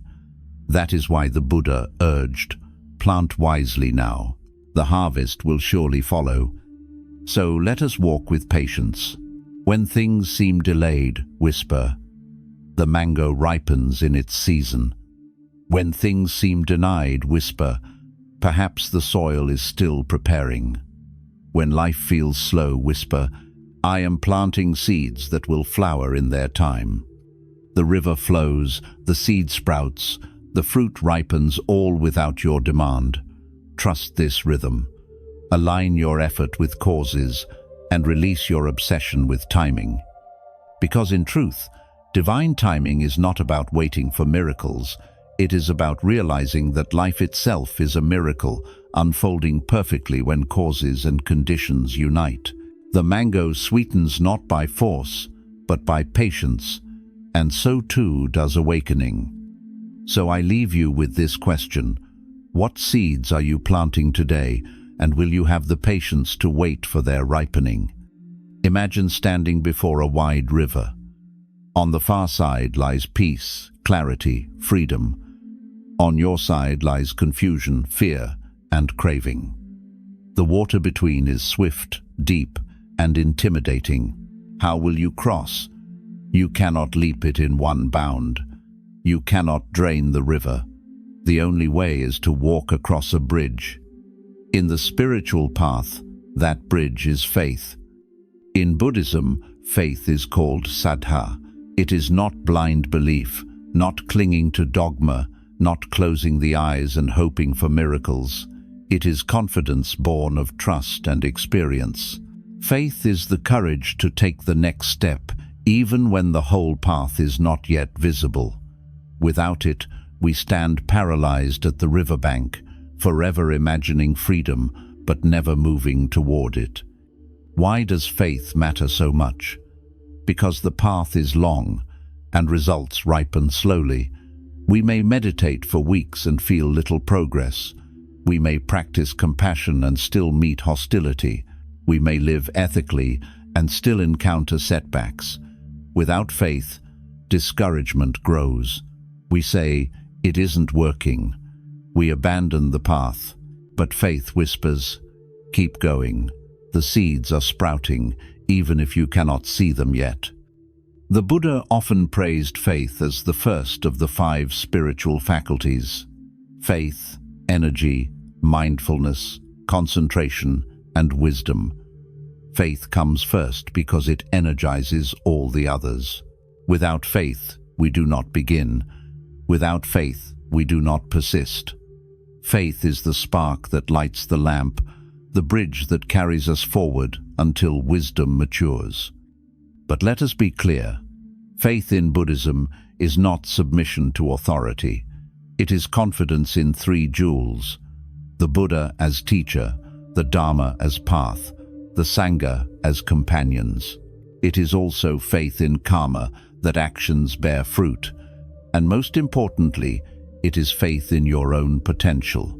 The Buddha did not say, "Believe in me and I will save you." He said, "Be a lamp unto yourselves." Faith is trusting that your own mind can awaken, that your heart holds the seeds of enlightenment. Think of learning a skill, like playing an instrument. At first the notes sound clumsy, the fingers stiff. Without faith, you quit. With faith, you trust the process. You keep practicing, even without proof, until one day music flows. Spiritual practice is the same. Faith carries you across the awkward, uncertain stages until wisdom sings. Faith also bridges despair. When grief strikes, when life collapses, faith keeps us from drowning. It whispers, "This too will pass." Healing will come, meaning will emerge. Without faith, pain feels final. With faith, pain becomes process. The bridge may sway, but it still carries you across. But what about doubt? Buddhism does not condemn doubt, it refines it. There are 2 kinds: paralyzing doubt and questioning doubt. Paralyzing doubt is poison. It whispers, "Nothing matters. The path is useless." Questioning doubt is medicine. It asks sincerely, "Is this true? How can I know?" The first breaks the bridge. The second strengthens it. The Buddha encouraged testing teachings through experience. Faith does not mean blind belief. It means trust coupled with investigation. Let us apply this to daily life. In relationships, faith is the bridge of trust. Without it, fear corrodes every bond. Will they leave me? Will they betray me? With faith, love breathes. Faith says, "I cannot control tomorrow, but I trust today." In work, faith is the bridge of perseverance. Without it, every setback feels fatal. With it, obstacles become steps. In meditation, faith is the bridge of patience. Without it, restlessness wins. With it, silence deepens. How can we cultivate faith? First, remember your past victories. Reflect on times when persistence bore fruit. Use those memories as stones in the bridge. Second, keep wise company. The Sanga sustains faith. Seeing others walk the path proves it is possible. Third, recall the Buddha's compassion.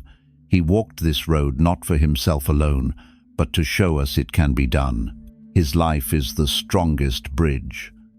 One beautiful practice is chanting or reciting reflections on the 3 jewels. When you say, "I take refuge in the Buddha, the Dharma, the Sanga," you remind the heart of its bridge. Another is recollecting acts of kindness, your own or others. Each act affirms that goodness exists, that light pierces darkness. These remembrances reinforce faith. Still, faith must balance with wisdom. Too much faith without discernment can lead to gullibility. Too much wisdom without faith can lead to cynicism. But when they balance, faith carries us to wisdom, and wisdom validates faith. Together they form a bridge strong enough for any storm. Let us return to the river image. Standing on the bank, you may feel afraid, but notice, others are crossing. Their steps prove the bridge holds. Each step you take, your confidence grows. Halfway across, you no longer doubt. On the far shore, you look back and realize faith was not foolish, it was necessary. So what is the river you face now? Is it fear of failure, grief of loss, restlessness of the mind? Whatever it is, remember, the bridge of faith is already here. Step onto it. Walk steadily. Trust the process. Because, in the end, faith is not belief in something external. It is trust in the Dharma's unfolding and in your own capacity to awaken. It is the bridge that carries you from I cannot to I am walking, from despair to hope, from ignorance to wisdom. So I leave you with this question. Are you waiting at the riverbank, or are you ready to step onto the bridge of faith? There are times when the burden of clinging feels unbearable, when the weight of worry, regret, or desire presses on the chest like a stone. In those moments, the mind tells us that freedom is far away, that liberation will take years of study and effort. But the Buddha reminded us, release can begin immediately, here and now. We do not need to wait for some distant enlightenment to taste freedom. Every breath is an opportunity to let go. Imagine holding a heavy bag of stones. You have carried it for hours, shoulders aching, back straining. Suddenly someone asks, "Why don't you put it down?" At first you resist. "But these stones are mine. I cannot drop them." Yet the moment you open your hand, the burden falls. Relief floods the body. Nothing external changed. Only the choice to release. This is the immediate practice of letting go. The Buddha often guided his disciples with simple instructions. Breathe in, aware of the body. Breathe out, letting go of tension. This is not abstract philosophy. It is an embodied practice you can do anywhere. Right now, as you read, pause. Inhale slowly. Feel the air fill your chest. Exhale, and with the breath, soften your shoulders. Release your jaw. Let the mind drop its grip. Notice the lightness that follows. That is, release in real time. But letting go is not just physical. It is also mental and emotional. Thoughts crowd like noisy guests, each demanding attention. What if this happens? What if I fail? What did they mean by that? The practice is to recognize these are just thoughts. You need not host them all. You can let them come and let them go, like clouds passing in the sky. Release means refusing to clutch every passing story. The Buddha compared this to grasping a burning coal. Out of anger, we cling to the coal, intending to throw it at another. But in the meantime, we burn our own hand. Release means dropping the coal. It is immediate relief. No need to solve the anger, no need to rewrite the past, just drop it. Some might ask, is it really that simple? Can deep attachments be released instantly? The answer is yes and no. The roots of attachment may take time to dissolve fully, like deep roots of a tree. But the practice of momentary release is always available. You may not uproot the tree in one motion, but you can set down the branch you are gripping right now, and each act of release weakens the root. This is why the Buddha emphasized mindfulness of the present. He taught, in this very moment, you can abandon greed, hatred, and delusion. Not tomorrow, not next year, now. Even if the habit returns later, each moment of letting go is a glimpse of freedom, a rehearsal of liberation. So how can we practice immediate release in daily life? Begin with the breath. When you notice tension, pause and exhale with the intention, I let this go. Use a phrase if it helps. I release, I trust, I am enough. This anchors the mind in release. Second, practice with small attachments. When you crave checking your phone for the 10th time, pause. Can you let go just for this moment? When you replay a conversation in your mind, can you release the loop? These small releases train the heart to release greater burdens. Third, apply it to emotions. When anger rises, instead of feeding it, try dropping it for one breath. When fear spikes, instead of spiraling, pause and release for a moment.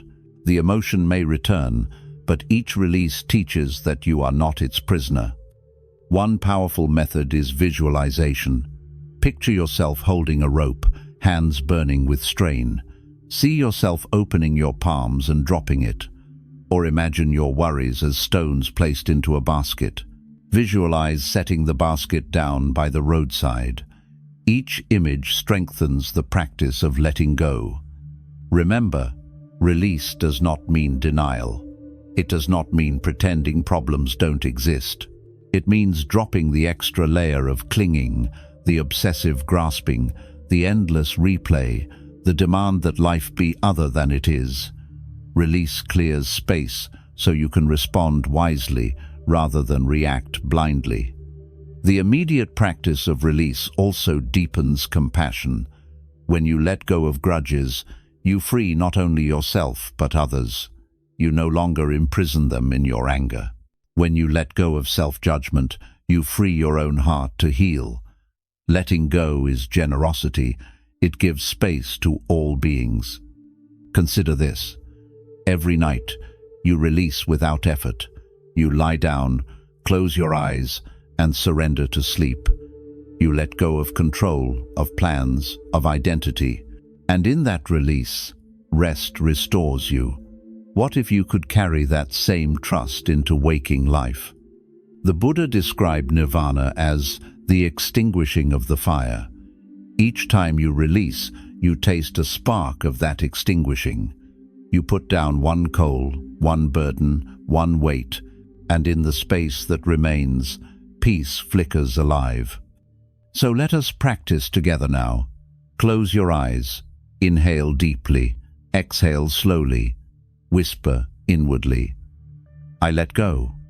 Feel the shoulders drop, the jaw soften, the chest open. Notice the space that appears.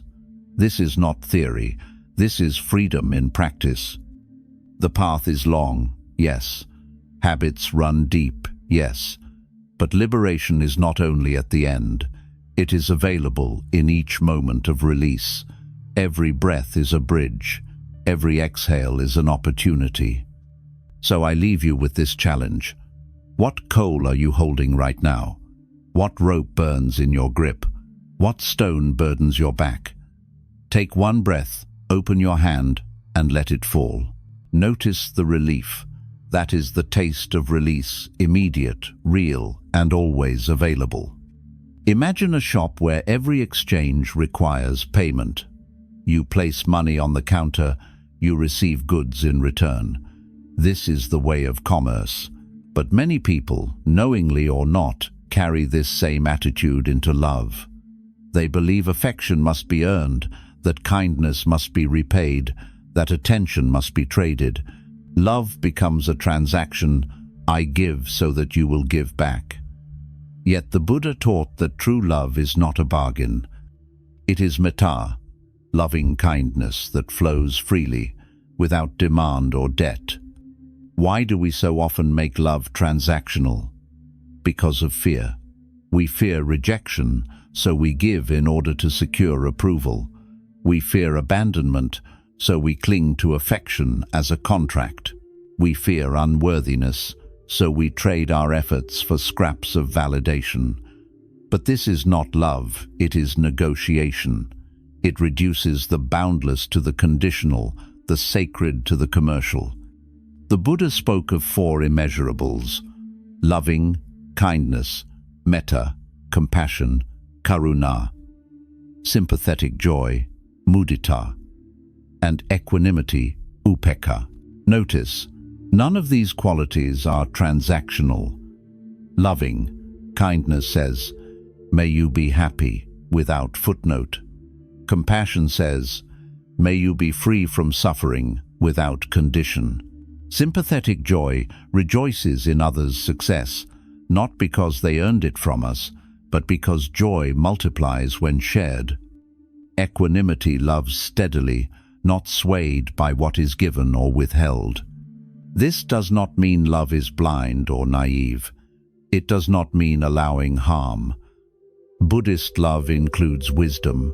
It knows when to set boundaries, when to step back, when to say no, but it never reduces care to commerce. It does not say, "I will love you only if you behave as I wish." That is control, not love. Think of a mother with her child. She does not keep a ledger. "I fed you yesterday, so you must repay me today."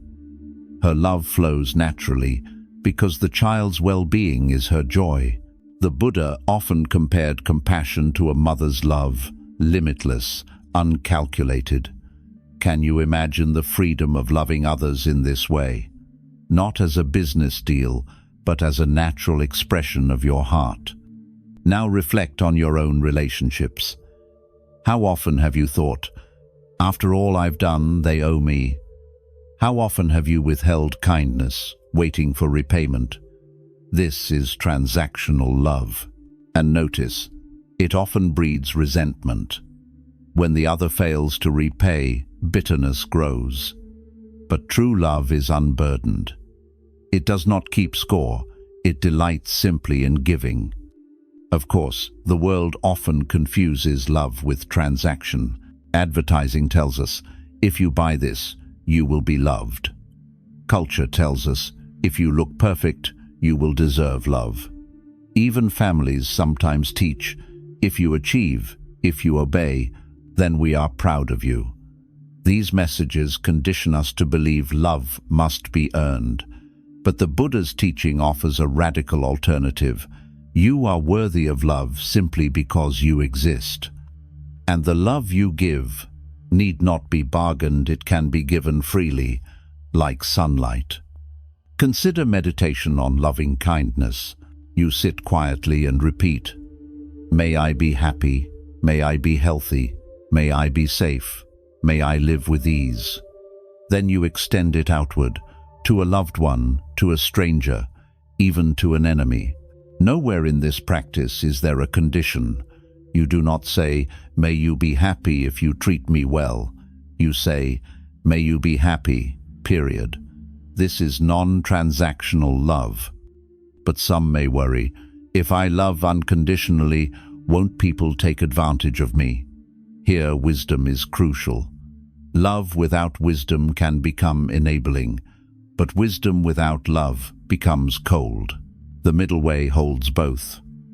You can love without demand, yet still set clear boundaries. You can say, "I wish you happiness, but I will not allow you to harm me." This is not withdrawal.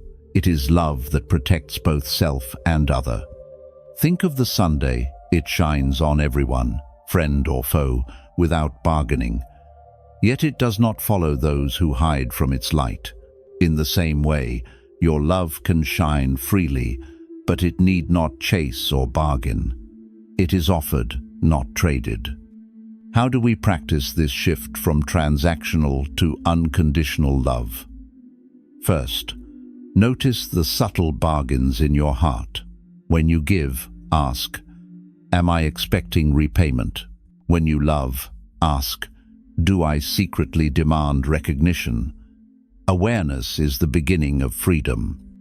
Second, practice small acts of free love.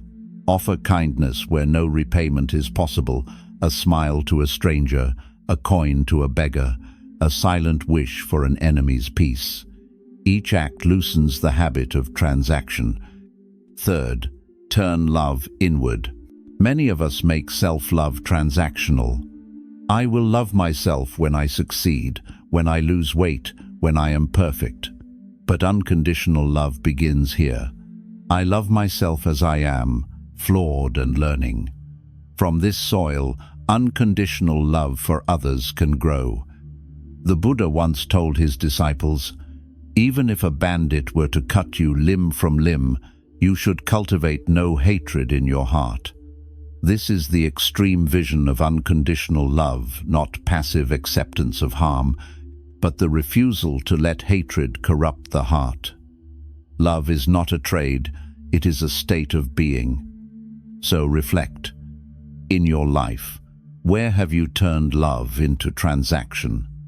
Where do you keep a ledger of affection owed? Can you begin to erase that ledger, to let love flow freely, not as currency but as gift? Because in truth, love that demands is not love at all. It is fear wearing love's mask. Real love frees. Real love gives without asking. Real love is the Buddha's path. Limitless, fearless, unconditional. So I leave you with this challenge. The next time you feel, "They owe me," pause, breathe. Instead of demanding, try giving freely. Notice the lightness. That is love unchained, love beyond transaction, love, as the Buddha taught, immeasurable, boundless, free. Imagine your mind and heart as a garden. Within it grow delicate flowers, peace, kindness, clarity, compassion. But without offense, wild animals may trample them, weeds may choke them, careless feet may destroy them. Love alone is not enough. You must also protect. In Buddhist practice, this protection is the art of setting boundaries. Some people misunderstand boundaries. They think drawing a line means selfishness, coldness, or rejection. But in truth, boundaries are compassion in action. They are not walls of hate. They are fences of care.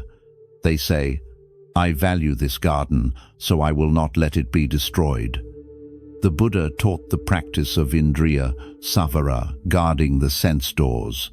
This is boundary practice at the deepest level, protecting what we see, hear, and think, so that our inner garden is not overrun by toxins. Why are boundaries essential? Because energy is finite. Just as the body needs food, the heart needs nourishment. Without boundaries, we pour ourselves endlessly into demands, criticisms, and toxic patterns. We become drained, resentful, and scattered. With boundaries, we preserve energy for what truly matters. Awakening, kindness, and service born from strength rather than exhaustion. Think of water in a channel. With boundaries, it irrigates fields. Without them, it floods chaotically, harming rather than helping. In the same way, love without boundaries may dissolve into enabling, rescuing, or self-destruction. Love with boundaries flows where it is needed, nourishing without depleting. Consider relationships. Without boundaries, we may allow others to speak harshly, to exploit, to cross lines. We tell ourselves, "I must endure," because compassion means sacrifice. But the Buddha never taught self-annihilation. He taught balance. Compassion includes oneself.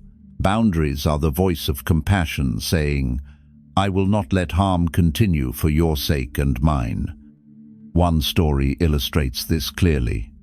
A monk once saw a snake crawling into a village where it might harm people. He did not hate the snake, but he guided it gently back into the forest. Compassion for villagers and compassion for the snake both required a boundary. In the same way, we may need to redirect harmful behaviors, not out of anger, but out of wisdom. Boundaries also protect the path of practice. The Buddha urged his disciples to choose companions carefully. A kalyanamitta, a good friend, uplifts and supports. A toxic companion drags the mind into greed, hatred, or delusion. Setting boundaries with such influences is not rejection, it is protection of your own mind stream. Just as you would avoid poisoned food, you avoid poisoned company. But boundaries are not only external, they are also internal. How often do we allow our own inner critic to trample our peace? How often do we let worry or craving dominate the heart? Boundaries mean saying, "No, I will not let this thought rule me. I will guard the mind with mindfulness." The Buddha compared mindfulness to a gatekeeper at the city walls, discerning what may enter and what must be turned away. So how can we practice boundaries wisely? First, clarity. Know your values, your limits, your garden. Without clarity, boundaries collapse. Second, communication. Speak your limits with kindness but firmness. I care for you, but I cannot allow this behavior. Third, consistency. A fence that collapses at the first push is no fence at all. Boundaries require steady practice. This may feel uncomfortable, especially for those conditioned to please others. But remember, saying no is not unkind if it prevents greater harm.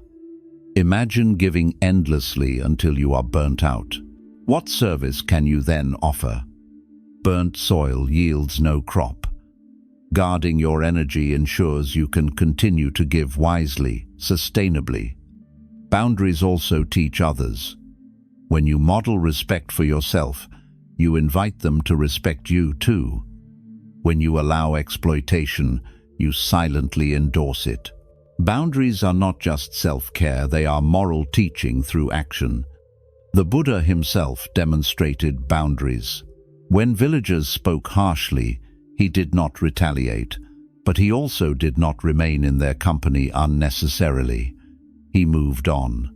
When disciples behaved unskillfully, he corrected them firmly. Compassion guided him, but compassion did not mean permissiveness. He knew that love without boundaries can perpetuate harm. Let us apply this to modern life. At work, boundaries may mean limiting overtime to preserve health. In relationships, boundaries may mean refusing manipulation. Online, boundaries may mean stepping away from toxic debates. In spiritual life, boundaries may mean turning off distractions to meditate. Each act is not rejection, but protection of energy for what truly matters. Some fear that boundaries will make them alone, but in reality, boundaries create healthier connections. When both people know limits, trust deepens. Love breathes more freely when it is not suffocated by exploitation. Boundaries create the conditions for genuine intimacy. So how do we cultivate the strength to hold boundaries? Through mindfulness and compassion together. Mindfulness notices when energy is being drained. Compassion reminds us that protecting ourselves is also protecting others from creating bad karma through harm. This union makes boundaries firm yet kind. Let us end with a reflection. Picture again your inner garden. See the flowers of peace, kindness, clarity. Imagine a fence around them, not of steel but of bamboo, strong yet flexible. It lets in sunlight and rain, but keeps out trampling feet. This is what boundaries are, not prison walls, but protective fences, ensuring growth. So I ask you, where in your life is your garden unprotected? Where do you need to raise a gentle fence to honor your energy, your dignity, your path? Because in truth, boundaries are not barriers to love. They are the very structures that allow love to flow without being lost. They are compassion with wisdom, strength with softness, protection with openness, and without them, your garden cannot bloom. Imagine a beautiful garden. Flowers of every color bloom. Orchids, lotuses, jasmine, roses. Their fragrance drifts on the breeze. Their beauty delights the eye. But without care, weeds creep in. At first they are small, almost unnoticeable. Then they spread, wrapping around roots, stealing nutrients, blocking sunlight. Soon the flowers weaken. The garden that once promised beauty now struggles for life. This is the image the Buddha gave for the human heart. Within us lie seeds of kindness, wisdom, and peace. But also within us lie seeds of greed, anger, and delusion. Left untended, the weeds grow wild. But with mindful care, the flowers can flourish. The practice of Dharma is not just planting flowers, but also pulling weeds. What are these weeds? The Buddha named them clearly: greed, lobha, hatred, dosa, and delusion, moha. They are the three poisons, the roots of suffering. Greed whispers, more, more, more, I will not be satisfied. Hatred growls, I despise, I reject, I destroy. Delusion clouds, I do not see things as they are. Together, they strangle the garden of the heart. Greed appears as endless craving for possessions, for status, for pleasure. Hatred appears as resentment, judgment, violence. Delusion appears as ignorance, denial, self-deception. Left unchecked, they multiply like invasive weeds. And the tragedy is that they often look harmless at first. A small desire here, a slight irritation there, a moment of confusion. But like weeds, they spread quietly until they dominate. The Buddha's wisdom was to point not only to the problem, but to the solution: cultivation. Just as gardeners must water, prune, and weed regularly, practitioners must cultivate virtues. Against greed, we cultivate generosity, dana. Against hatred, we cultivate loving-kindness, metta. Against delusion, we cultivate wisdom, panya. These are not abstract ideals. They are the flowers that choke out weeds. Think of generosity. Each time you give freely, greed loses its grip. A coin to someone in need, a kind word to someone in despair, a smile offered with sincerity, these are acts of weeding. They loosen the soil where greed tries to root. Over time, the garden of abundance grows, crowding out scarcity. Think of loving kindness. Each time you send a thought of goodwill, may you be happy, may you be safe. Hatred weakens. Even toward those who have wronged you, kindness cuts the root of poison. This does not mean permitting harm. It means refusing to let hatred pollute your garden. Think of wisdom. Each time you observe impermanence, each time you reflect on interconnection, delusion fades. You see through illusions, and clarity grows. Wisdom is the sunlight that keeps ignorance from spreading. But cultivation is not a one-time act. A gardener does not weed once and declare the job complete. Weeds return. The work is daily. So too in practice, greed, hatred, and delusion return. The task is ongoing, not to despair, but to persist. Each time we notice and uproot, the heart grows clearer. Some may ask, why not let weeds be? Isn't everything natural? Yes, weeds are natural, but without discernment, they overtake. The Buddha taught discernment, samma, ditthati, right view. To see clearly is to know that not all seeds lead to freedom, some lead to bondage. The task is not to condemn, but to choose wisely which seeds to water. Consider this in your own life. Which seeds are you watering daily? When you scroll endlessly in envy, you water greed. When you rehearse grudges, you water hatred. When you avoid hard truths, you water delusion.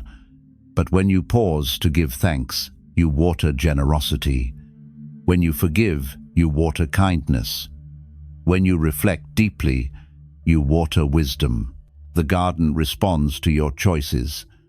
A famous Buddhist teaching says, "Whatever a person frequently thinks and ponders upon, that will become the inclination of the mind." If you think anger often, your mind inclines to anger. If you think kindness often, your mind inclines to kindness. The gardener's hand is your attention. Wherever you direct it, growth follows. The practice of meditation can be seen as daily gardening. You sit quietly, watching weeds appear as thoughts. Some thoughts are wholesome, others unwholesome. The unwholesome ones, greed, anger, ignorance, you notice and gently release. You do not scold, you do not despair, you simply uproot. With time, the soil clears, and flowers of concentration and joy bloom. Gardening also requires patience. No one plants a seed today and expects a rose tomorrow. The Dharma teaches gradual cultivation. Do not be discouraged by weeds still present. Every act of generosity, every moment of kindness, every glimpse of wisdom is a flower growing stronger. The Buddha compared the heart to a field. He said, just as a farmer cultivates his land, removing weeds and planting seeds, so too the wise cultivate the mind. The harvest of this cultivation is freedom, peace, and compassion. Let us take this image further. A garden is not just for the gardener. Its beauty and fragrance benefit all who pass by. In the same way, when you cultivate the heart, the joy is not yours alone. Others feel it. They breathe the fragrance of your kindness. They see the blossoms of your generosity. They are nourished by your wisdom. But if you neglect the garden, if weeds dominate, others suffer too. Greed harms not only you, but those you exploit. Hatred poisons not only you, but those you wound. Delusion blinds not only you, but those you mislead. This is why cultivation is both personal and collective responsibility. So how do we begin? Start small. Each day, pull one weed, let go of one resentment, restrain one craving, notice one illusion, and plant one flower. Offer one act of generosity. Speak one kind word. Reflect on one truth. These small acts accumulate. Over time, the garden transforms. Close your eyes now. Picture your heart as a field. See the weeds of craving, anger, ignorance. Do not hate them. Simply recognize them. Then imagine pulling one up, roots and all. Feel the space open. Into that space, plant a flower, compassion, patience, joy. Imagine watering it with mindfulness. Watch it grow. This is practice. So I ask you, what weeds are growing in your garden today? And what flowers will you choose to plant? Because in the end, the beauty of your life depends not on luck, but on cultivation. Weeds will always try to creep in, but with steady hands, the flowers can flourish. The Buddha showed us how to garden the heart, not once, not sometimes, but every day. And in this tending lies liberation. Imagine a farmer standing in his field with a bag of seeds. One farmer, guided by fear, clutches his bag tightly. He thinks, if I plant too many, I will lose them. If I share them, there will not be enough left for me. So he plants sparingly, hoarding most of the seeds in his shed. Another farmer, guided by trust, scatters seeds generously. He thinks, the earth is vast, the rains will come, and what I sow will return. Which farmer do you think will reap the fuller harvest? This is the power of abundance thinking. It is not wishful fantasy, but alignment with the law of karma. Karma teaches us that every action plants a seed. Generosity plants the seed of abundance. Fear plants the seed of scarcity. And just as the farmer's harvest reflects his planting, so too our lives reflect the seeds of thought, word, and deed we scatter each day.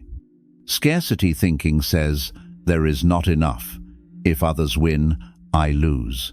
If I give, I will be empty. Abundance thinking says, there is enough. If others win, joy increases. If I give, I become richer. These two mindsets create radically different karmic streams. One leads to contraction, envy, and fear. The other leads to expansion, joy, and trust. The Buddha placed generosity, dana, at the foundation of the path. Why? Because it breaks the grip of scarcity. Each act of giving proves to the mind, I am not poor. I have enough to share. This is abundance in action. It shifts karma from clinging to releasing, from hoarding to flowing. And karma, once set in motion, always ripens. Think of your own life. When you have acted from scarcity, perhaps refusing to help, clinging to possessions, comparing yourself to others, what fruit did it bear? Likely more anxiety, more isolation, more fear. And when you have acted from abundance, perhaps sharing freely, rejoicing in others' success, trusting life, what fruit did it bear? Likely more connection, more peace, more joy. The seeds reveal the harvest. Abundance thinking also changes how we see opportunity. A scarcity mind sees life as a battlefield of competition. If someone else succeeds, it feels like a loss. But an abundant mind sees life as a vast field where everyone can flourish. This is why the Buddha taught mudita, sympathetic joy, to celebrate others' happiness as if it were your own. In doing so, you multiply joy rather than divide it. But let us be clear, abundance thinking is not reckless. It does not mean ignoring wise limits or pretending resources are infinite. The Buddha's teaching is always the middle way. Abundance thinking means recognizing the fertile law of karma, that wholesome actions, practiced sincerely, yield wholesome fruits. It means trusting that generosity does not diminish you, it enriches you. Consider the story of Anathapindika, the great lay disciple. He gave vast wealth to support the Sanga, building monasteries, feeding monks. People warned he would bankrupt himself. Instead, his fortune seemed to flow endlessly. Why? Because generosity generated trust, respect, and joy. His life became a magnet of abundance, not because of magic, but because karma ripened. His giving sowed seeds that returned 1,000-fold. We can test this truth ourselves. Try giving something small, a smile, a kind word, a little time. Notice how it multiplies. The other person softens, their gratitude ripples, your own heart feels lighter. This is abundance karma in action. The more you give, the more the mind realizes it is not poor. Scarcity thinking, on the other hand, blinds us. It convinces us to hoard, to isolate, to distrust, but hoarded seeds rot. Locked water stagnates. The universe flows, and when we resist flow, we suffer. Abundance thinking releases the dam. It says, let life circulate. What I give returns. What I sow, I reap. Meditation also trains abundance. Sit quietly and observe your breath. You do not cling to each inhale, terrified it will not return. You trust the next breath will come. That trust is abundance. It is the natural rhythm of life. Inhale, exhale, flow. Scarcity would be clinging desperately to one breath, suffocating in fear. But abundance breathes freely, knowing supply is infinite in this moment. How can we cultivate this mindset daily? Start with gratitude. Each morning, reflect, what do I already have? Gratitude reveals sufficiency. Scarcity focuses on lack. Gratitude reveals fullness. Second, practice generosity. Give something each day, time, attention, resources. This waters the seed of abundance. Third, reflect on karma. Remember that every action shapes your future harvest. Ask, am I planting fear or trust? Hoarding or sharing? Abundance thinking also transforms challenges. When hardship comes, scarcity says, this is the end, I am doomed. Abundance says, this too is part of my growth. Even pain can become compost for wisdom. The Buddha turned even suffering into abundance by using it as fuel for compassion. But perhaps the greatest abundance is spiritual. The Buddha taught that Dharma is inexhaustible. The more it is shared, the stronger it becomes. Unlike material wealth, which diminishes when divided, Dharma multiplies in giving. Teaching one person does not reduce your wisdom, it deepens it. Sharing kindness does not deplete your heart, it expands it. This is the ultimate abundance. So reflect. What energy are you living from? Scarcity, clutching, fearful, or abundance, trusting, generous? The world mirrors your stance. When you clutch, doors close. When you open, doors open. Karma follows intention like a shadow. Let us end with a visualization. Imagine your life as a field. In one hand you hold seeds of fear, in the other, seeds of trust. Which will you scatter? Each choice writes the future harvest. And when autumn comes, the field will not lie. It will bear exactly what you sowed. So I leave you with this challenge. Live from abundance. Plant generosity, gratitude, and joy. Trust the law of karma, that what you give returns, that what you embody multiplies. And watch as your harvest becomes a garden not only for yourself, but for all beings. Have you ever met someone whose presence feels naturally uplifting? Without effort, they seem to attract kindness, trust, and opportunity. People are drawn to them, not because of wealth or charm, but because of the quiet radiance of their character. This is what the Buddhist tradition calls the power of merit, punya. Merit is the fragrance of wholesome actions, and when cultivated, it makes us like magnets drawing goodness without chasing it. The Buddha often compared merit to a treasure that cannot be stolen. Unlike gold or possessions, merit follows you beyond this life. It is the invisible wealth that shapes not only your circumstances, but also the energy you carry.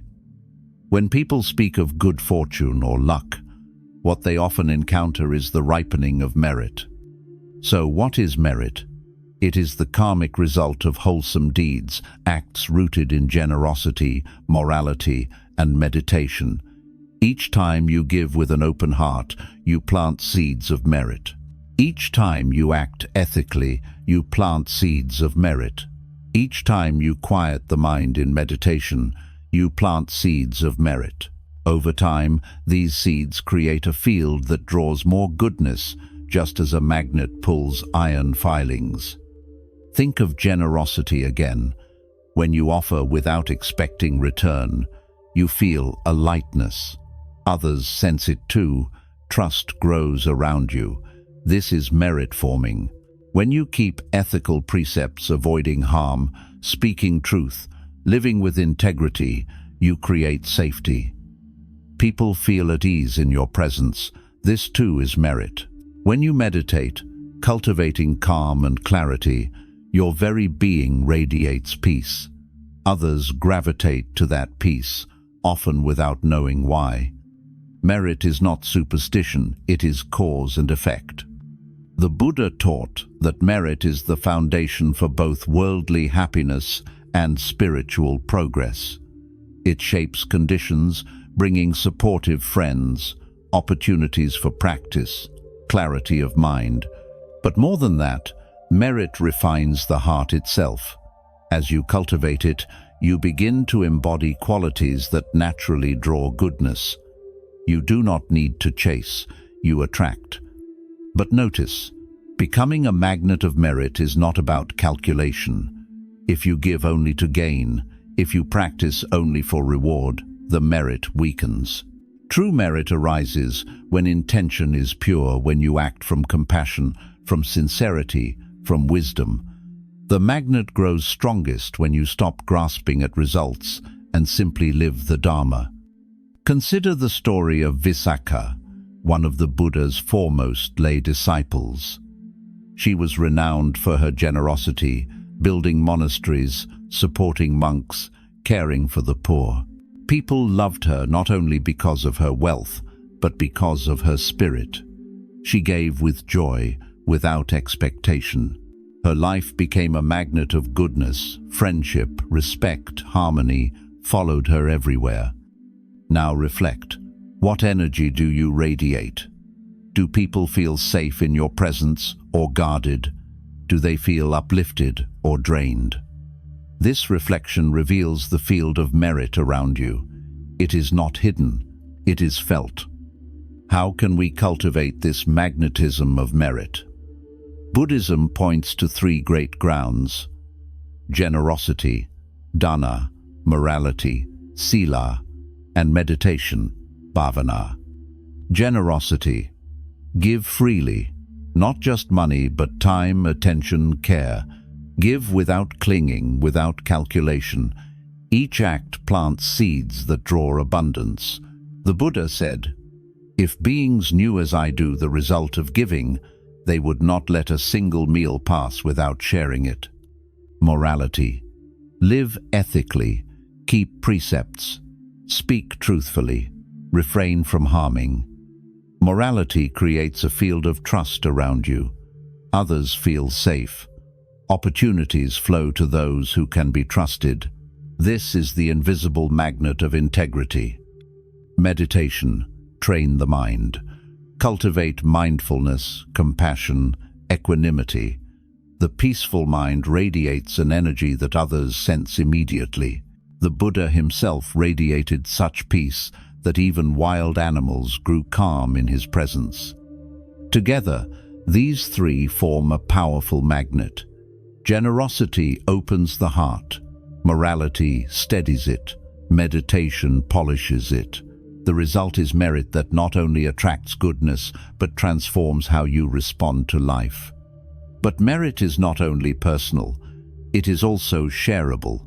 In many Buddhist traditions, people dedicate merit after good deeds. May the merit of this act be for the welfare of all beings.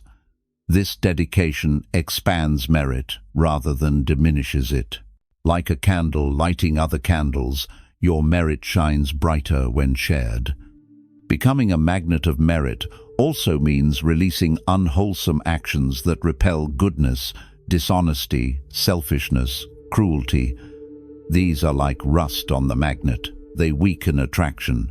That is why the Buddha emphasized purification, not to shame us, but to keep the magnet strong. Modern culture often glorifies charisma, beauty, or wealth as the keys to attraction. But these fade. Merit, by contrast, endures. A kind word spoken decades ago still ripples in memory. A life of integrity leaves a fragrance long after the body is gone. The Buddha said, "The fragrance of virtue travels even against the wind." So how do we apply this practically? Each day, ask, what seeds of merit can I plant? Perhaps it is a moment of patience instead of anger. Perhaps it is a small gift instead of clinging. Perhaps it is 10 minutes of meditation instead of distraction. These seeds, though small, accumulate. Over time, you become magnetic, not because you chase, but because you embody. Let us test this right now. Recall a time when you gave freely, without expectation. Feel the warmth in your chest. That warmth is merit. Recall a time when you acted with integrity, even when difficult. Feel the steadiness it left behind. That is merit. Recall a time when your mind was calm in meditation. Feel the clarity that lingered. That is merit. These are the building blocks of your magnet. The invitation then is simple. Cultivate merit daily. Scatter seeds of generosity. Water them with morality. Nourish them with meditation. Over time, your life becomes a garden that attracts butterflies of joy, bees of opportunity, friends of wisdom. You no longer need to chase them, they come. So I leave you with this question. What kind of magnet are you becoming? One that repels through greed, anger, and ignorance, or one that attracts through generosity, kindness, and wisdom? The choice is yours, moment by moment. Because in truth, you already carry the power to become a magnet of merit. Every thought, every word, every act is a stroke of the sculptor's hand, shaping the energy you radiate. And when you choose the wholesome, you discover the quiet miracle. You do not need to run after life. Life flows to you, drawn by the fragrance of your merit. Imagine a seed lying quietly beneath the soil. To the impatient eye, nothing is happening. Days pass, weeks pass, and still there is no visible growth. But beneath the surface, roots are forming, cells dividing, life preparing. If you dig it up too soon, you destroy it. If you wait with patience, one day a green shoot breaks through. This is the union of patience and readiness, the recognition that all things unfold in their time, and that our task is to be prepared when they do. In Buddhism, patience is called khanti. It is not passive resignation, but courageous endurance. It is the strength to remain steady through delay, difficulty, or provocation without collapsing into anger or despair. The Buddha praised patience as the highest ascetic practice, higher even than fasting or self-mortification. Why? Because patience shapes the mind to withstand the currents of life, turning obstacles into teachers rather than enemies. But patience alone is not enough. We must also cultivate readiness. If the farmer waits patiently but never prepares the soil, the seed will not grow. Readiness means active engagement, training the mind, refining virtue, cultivating wisdom so that when conditions ripen, we can receive them fully. Without patience, we dig up the seed. Without readiness, we waste the harvest. Together, they create the path of growth. Consider how this plays out in meditation. You sit quietly, hoping for peace. Minutes pass. The mind remains noisy. Without patience, you quit. This doesn't work. But patience whispers, stay. The roots are forming. Then, when calm does arise, readiness allows you to notice it, to deepen it, to stabilize it. Without readiness, the moment slips by. With readiness, it becomes the foundation of wisdom. Think of relationships. Patience is allowing others the time to grow, to change, to heal. Readiness is cultivating your own strength so that when love deepens, you can meet it with maturity.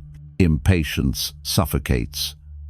Change now, heal now, love me now. Lack of readiness squanders. Even though they offered love, I was too wounded to receive it. Patience gives time. Readiness gives capacity. Both are essential.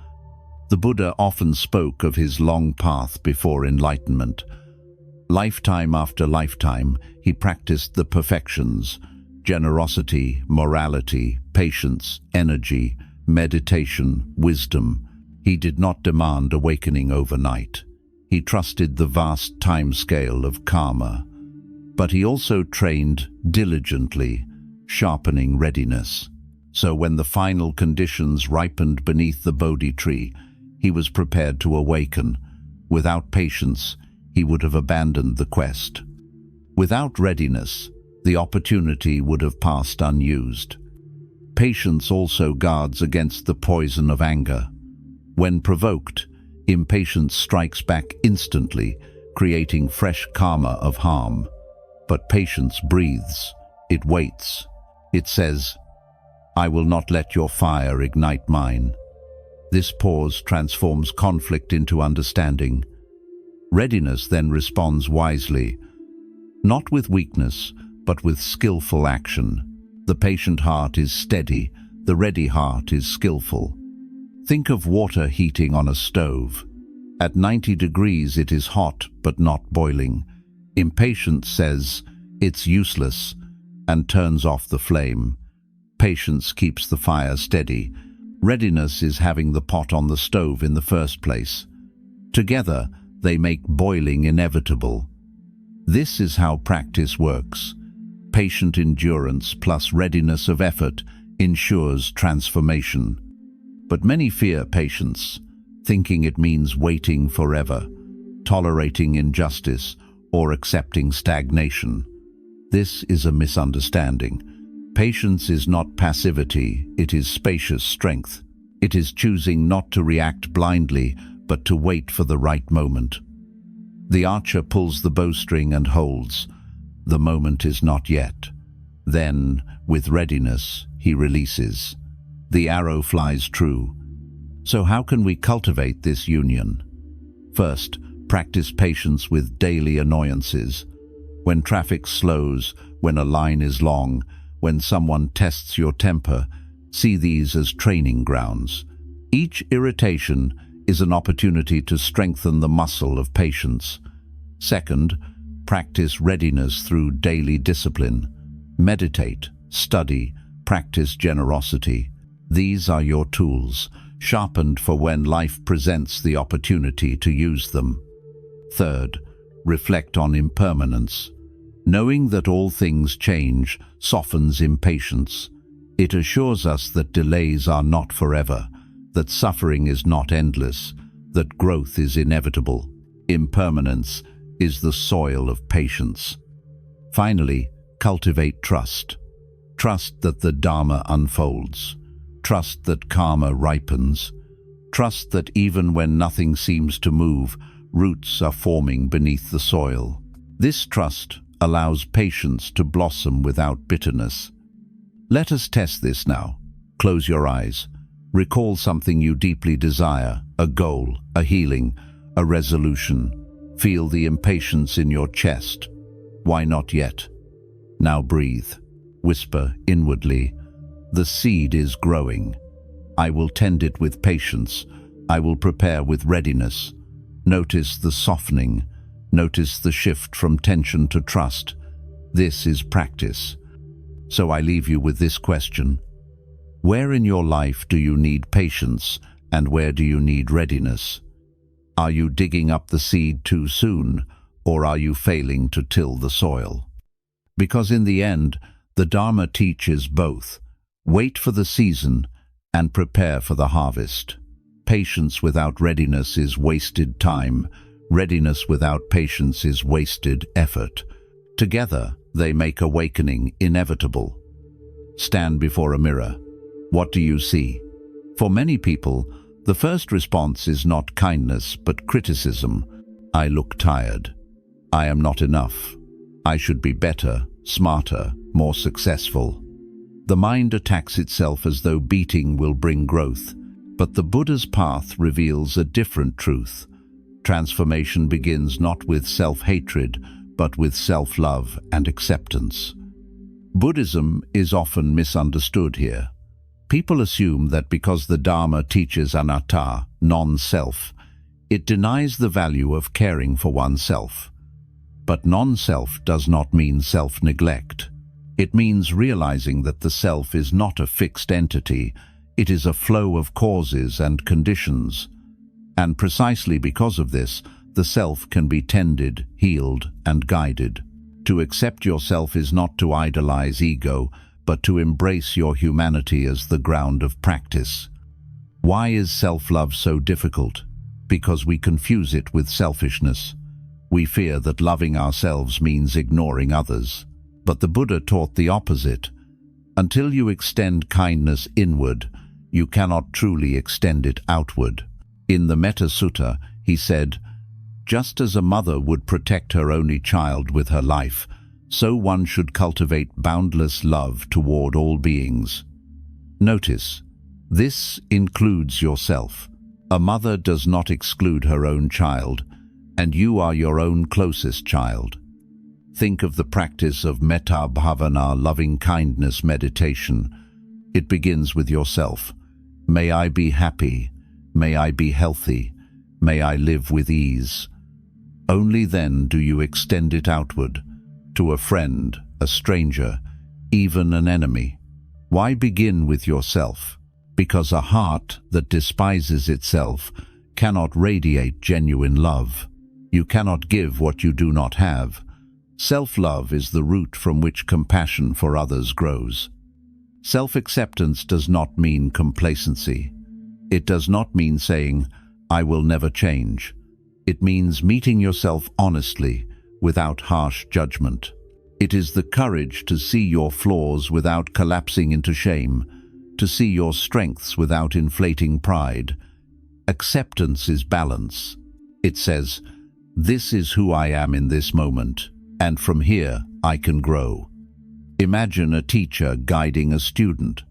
If the teacher mocks and belittles, the student shrinks. If the teacher encourages gently, the student blossoms. Which approach works better? The same is true within. Harshness paralyzes, kindness empowers. Self-love is being your own wise teacher, guiding with compassion instead of cruelty. Consider how often we withhold self-love, making it transactional. I will love myself when I succeed. I will accept myself when I am perfect. But perfection never arrives. The carrot dangles forever, and suffering deepens. Buddhist wisdom flips this.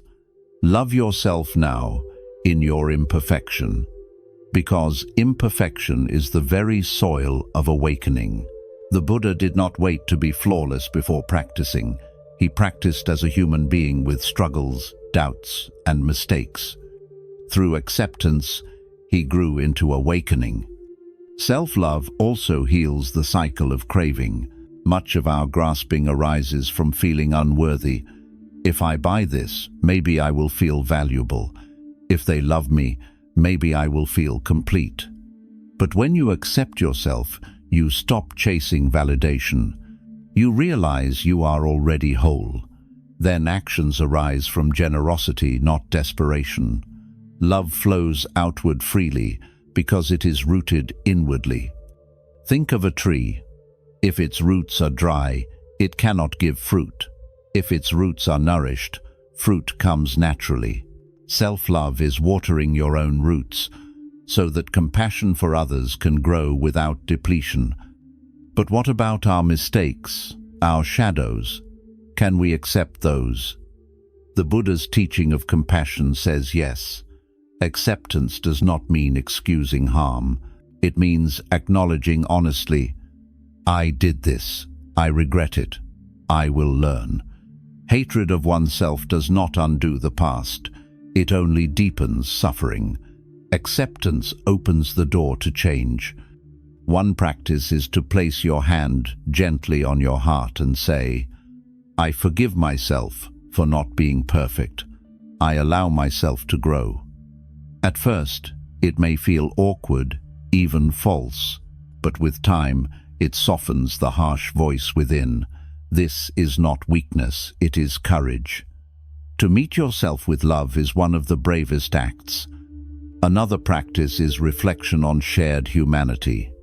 Remember, everyone struggles, everyone fails, everyone longs to be happy. Your pain is not unique, it is human. Seeing this dissolves shame and replaces it with compassion. You realize, I suffer, but I am not broken. I am simply human, walking the path like everyone else. The Buddha often reminded his disciples not to compare themselves harshly. When one monk despaired of his slow progress, the Buddha said, Do not measure by speed. Some trees bear fruit in months, others in years. What matters is growth. Self-love means honoring your pace, your path, without envy or self-contempt. So how does self-love and acceptance change life? First, it releases the endless chase. You stop seeking worth in achievements or approval. Second, it dissolves fear of failure. Mistakes become teachers, not verdicts. Third, it enriches relationships. When you accept yourself, you no longer demand others to fill your emptiness. You meet them as equals, not as saviors. This practice also aligns with wisdom of non-self. When you realize the self is just a flow of conditions, you stop judging it as fixed. You see habits as habits, not identity. You see flaws as temporary, not eternal. You see virtues as cultivable, not owned. Acceptance becomes natural because there is no solid self to condemn, only processes to understand. Let us try now. Close your eyes. Place a hand on your chest. Say silently, "May I be kind to myself. May I accept myself as I am.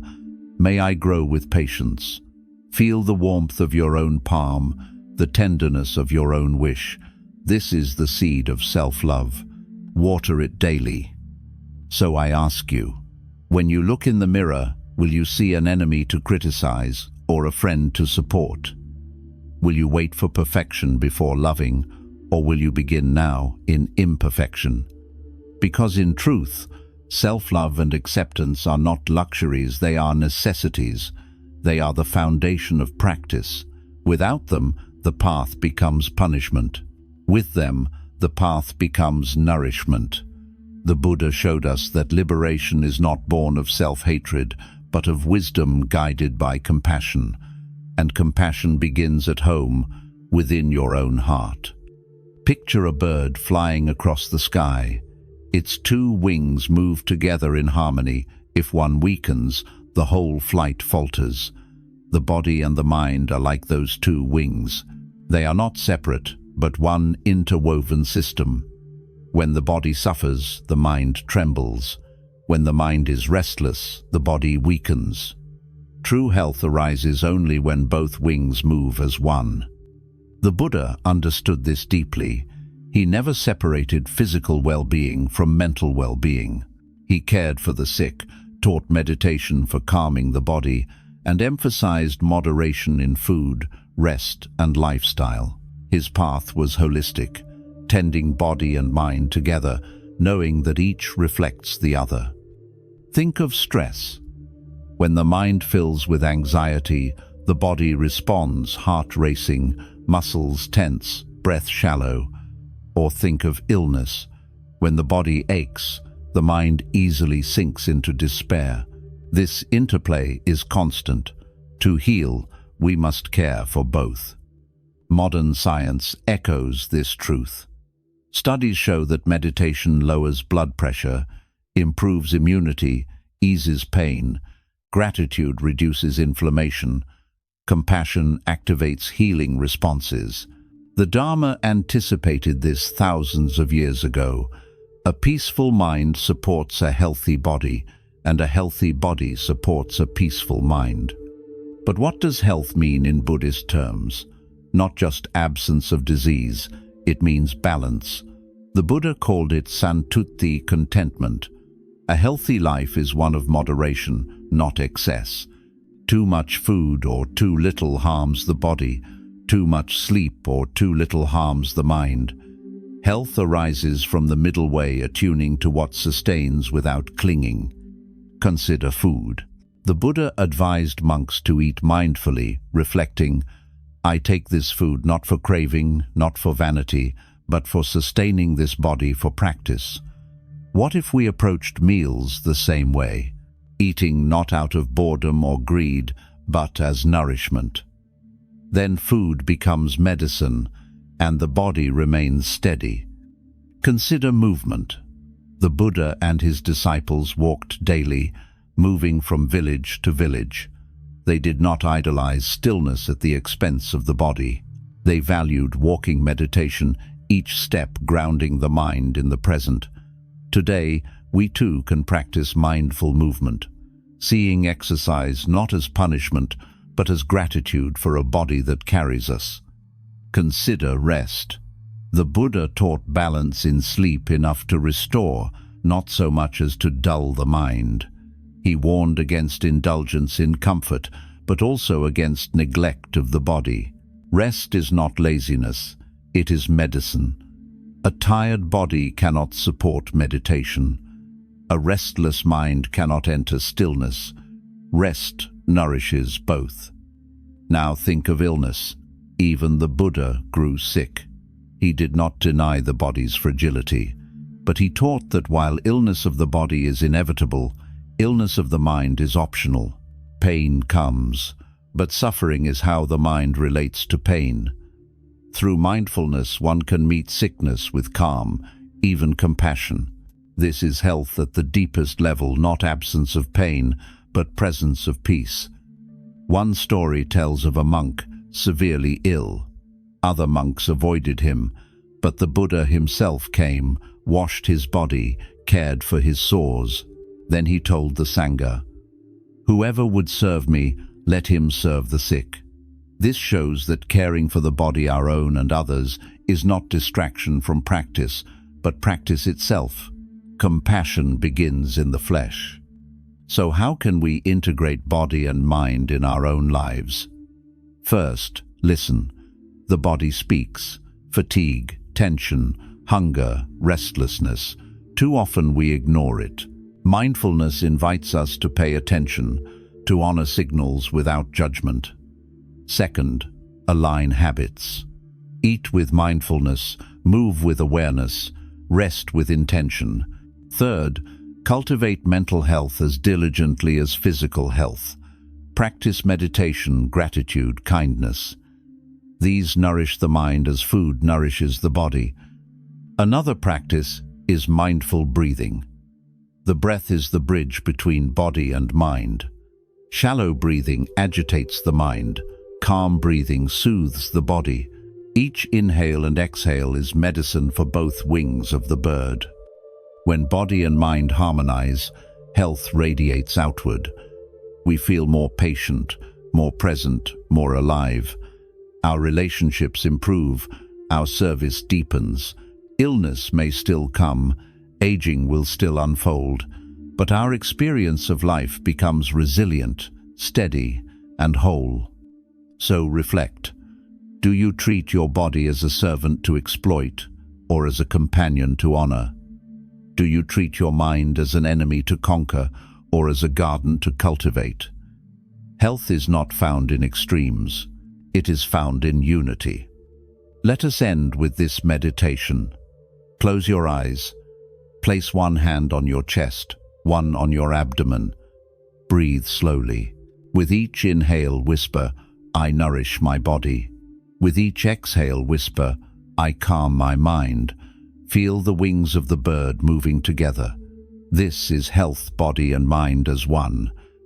So I leave you with this question. What small act today can honor both your body and your mind, uniting them in harmony? Because in the end, health is not just living longer, it is living fully, with both wings strong, flying freely across the sky of Dharma. Imagine a man sitting in a mansion, surrounded by gold, fine clothes, and servants. Yet his heart is restless, his sleep disturbed, his relationships shallow. Contrast him with another man who owns little but lives with peace, generosity, and joy. Who is wealthier? Buddhism answers clearly. True wealth is not measured by possessions, but by Dharma, the inner riches that cannot be stolen, cannot be lost, cannot decay.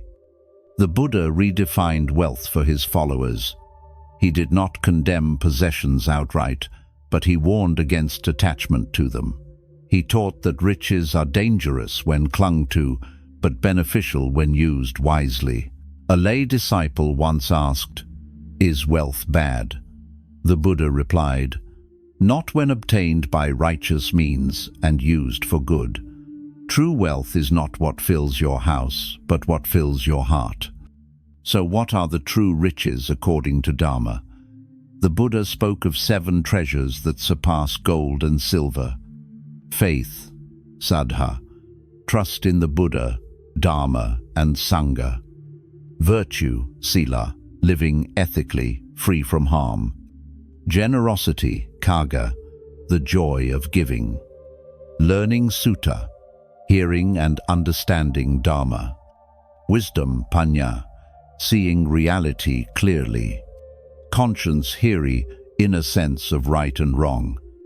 Moral fear, ottappa, healthy caution to avoid harm. These treasures cannot be stolen by thieves, cannot be lost in fire, cannot vanish in bankruptcy. They accompany you beyond death. Who then is rich? The one who holds these 7 treasures, even if they own nothing else. Think of generosity. A billionaire who hoards wealth in fear may feel poor, A villager who shares half his meal with a stranger feels abundant. Wealth lies not in what you keep, but in what you release.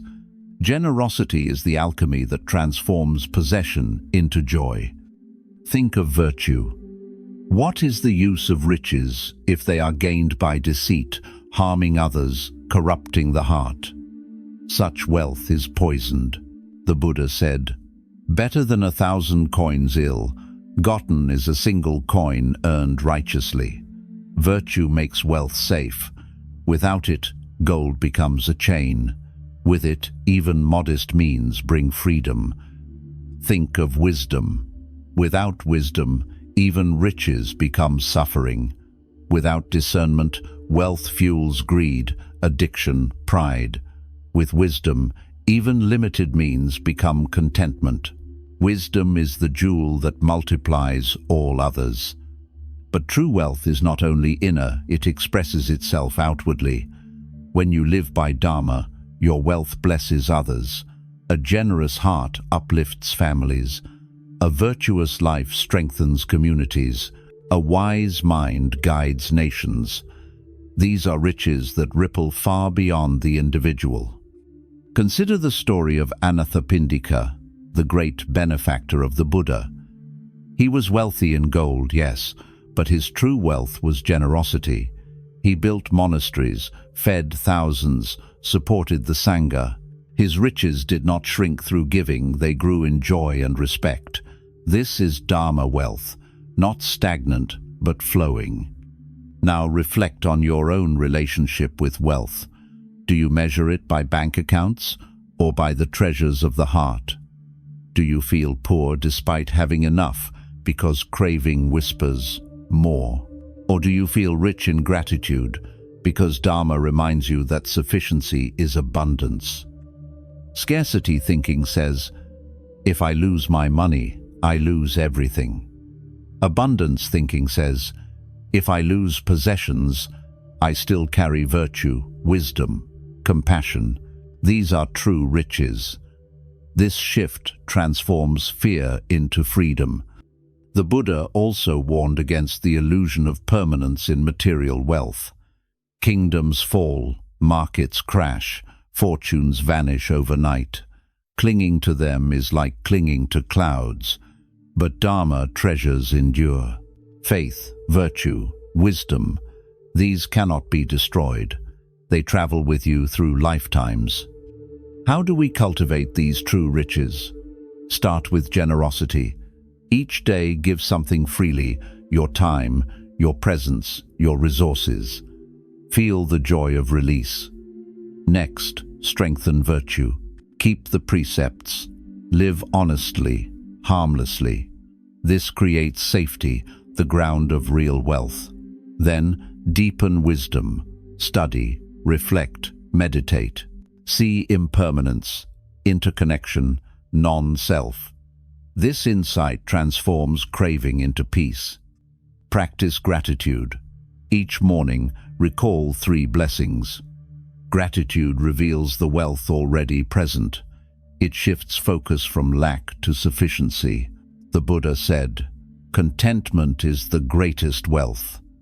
When you realize you already have enough, you become richer than kings. We must also examine how we use wealth. Do we hoard or do we serve? Do we feed greed or do we nourish compassion? Money itself is neutral. In the hands of greed, it becomes poison. In the hands of compassion, it becomes medicine. The choice defines whether wealth enslaves or liberates. One story tells of a man who gave a single ladle of rice to a monk with sincere heart. The Buddha said that act bore more merit than lavish gifts given carelessly. This shows that true wealth is measured not in size, but in sincerity. True riches also include relationships. A kind friend is a treasure. A trustworthy companion is gold. A wise teacher is a jewel beyond price. Wealth is not solitary, it is shared. To walk the path with others, to rejoice together, to serve together, this is wealth that multiplies endlessly. So let us redefine wealth in our lives. Not how much we own, but how much we give. Not what we display, but what we embody. Not riches measured in coins, but treasures measured in compassion, integrity, and wisdom. Let us end with this reflection. Close your eyes. Imagine two hands. In one you hold gold coins, in the other you hold compassion. Which hand feels lighter, freer, more secure? The coins can be stolen, compassion cannot. The coins vanish at death, compassion travels beyond. Which is true wealth? So I leave you with this question. When your life ends, what treasures will you carry with you? Will you cling to coins that turn to dust? Or will you walk with Dharma's jewels, faith, virtue, generosity, wisdom? Because in the end, wealth is not what fills your pockets, it is what fills your heart. And the richest life is one guided by Dharma. Imagine a spider's web glistening with dew at sunrise. Each thread is delicate, yet each connects to others. Touch one strand, and the whole web trembles. In the same way, human life is woven of relationships. No one stands alone. Every action, every word, every silence ripples through the web of human bonds. The Buddha called this interconnection paticca samuppada, dependent origination. We exist only in relation. Buddhism does not deny the importance of relationships. On the contrary, it shows how vital they are for the path. The Buddha himself said, "Admirable friendship is the whole of the holy life."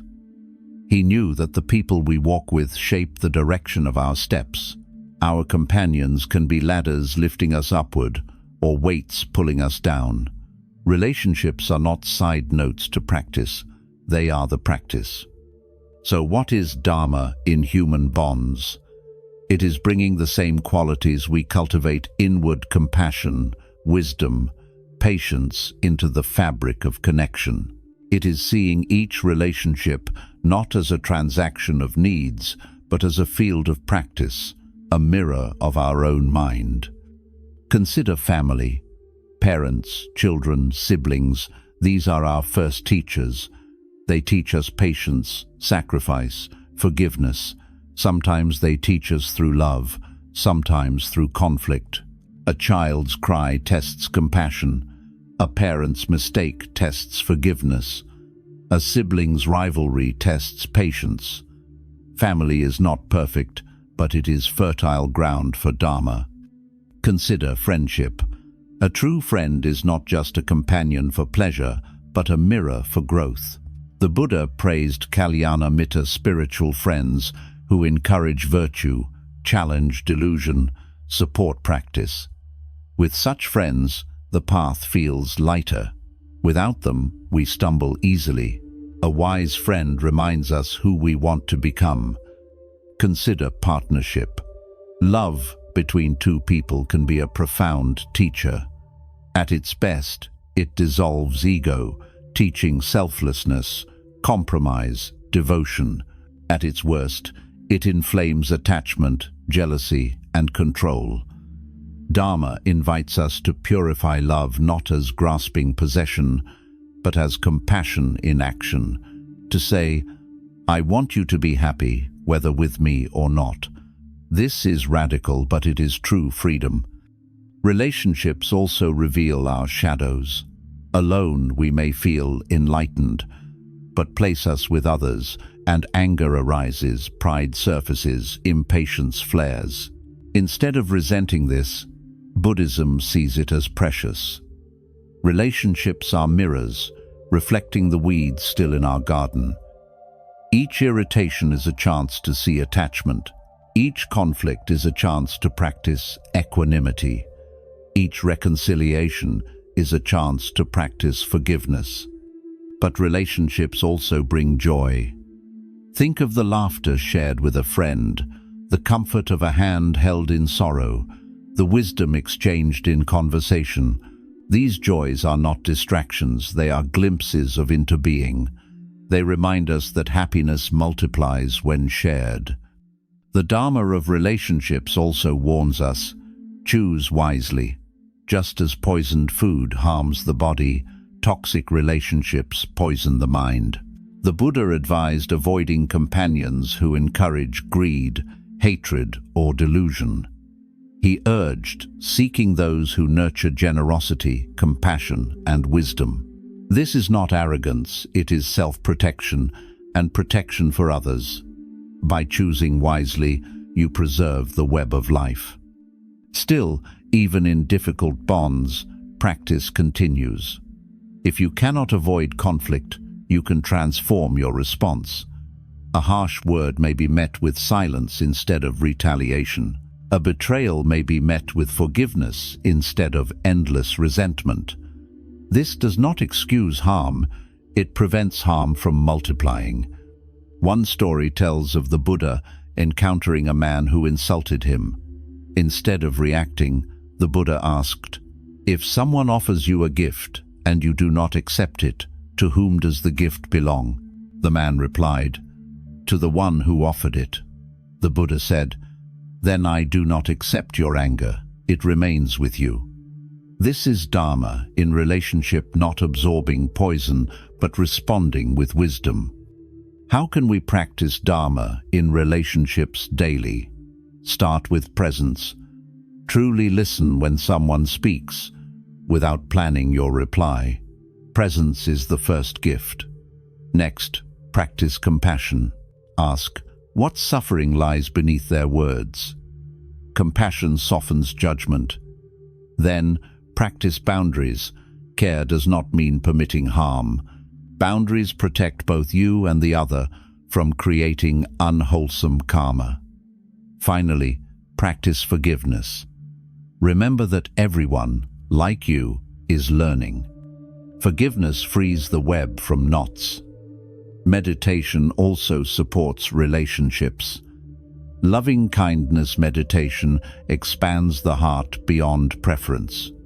When you radiate, "May all beings be happy," you soften the sharp edges of anger. Compassion meditation deepens your ability to bear others' pain without drowning. Equanimity meditation steadies the heart when bonds shake. Relationships also teach impermanence. No bond is fixed. Friends change, lovers depart, parents age, children grow. To cling is to suffer. To accept change is to love more deeply, because you know each moment is precious. The Buddha encouraged disciples to reflect, "All that is dear to me will one day change and pass." This reflection does not make us cold, it makes us tender, grateful for the time we have. Let us imagine again the web of dew. Each drop reflects the whole web. In the same way, each relationship reflects the entire Dharma. How you treat one person reflects how you treat all beings. How you speak to a friend reflects how you speak inwardly to yourself. The web is complete. So reflect. What is the state of your web? Are your bonds tangled with resentment or woven with kindness? Are they frayed with neglect or strengthened with presence? Because in the end, relationships are not side roads to practice, they are the path itself. To live the Dharma is to embody compassion in every bond, wisdom in every word, patience in every silence. So I leave you with this question. When others touch the thread of your life, will the whole web tremble with anger, or will it glisten with kindness? Because in truth, the wealth of our lives is measured not by possessions, but by the quality of our human bonds. And the Dharma teaches us how to weave them with compassion as thread, wisdom as pattern, patience as strength. Imagine a warrior returning from battle, his armor dented, his sword bloodied, his enemies defeated. The crowd cheers this, they say, as victory. Now imagine another person who sits quietly beneath a tree, conquering anger with patience, greed with generosity, hatred with love. No one cheers, no trumpets sound, Yet which victory runs deeper, which lasts longer?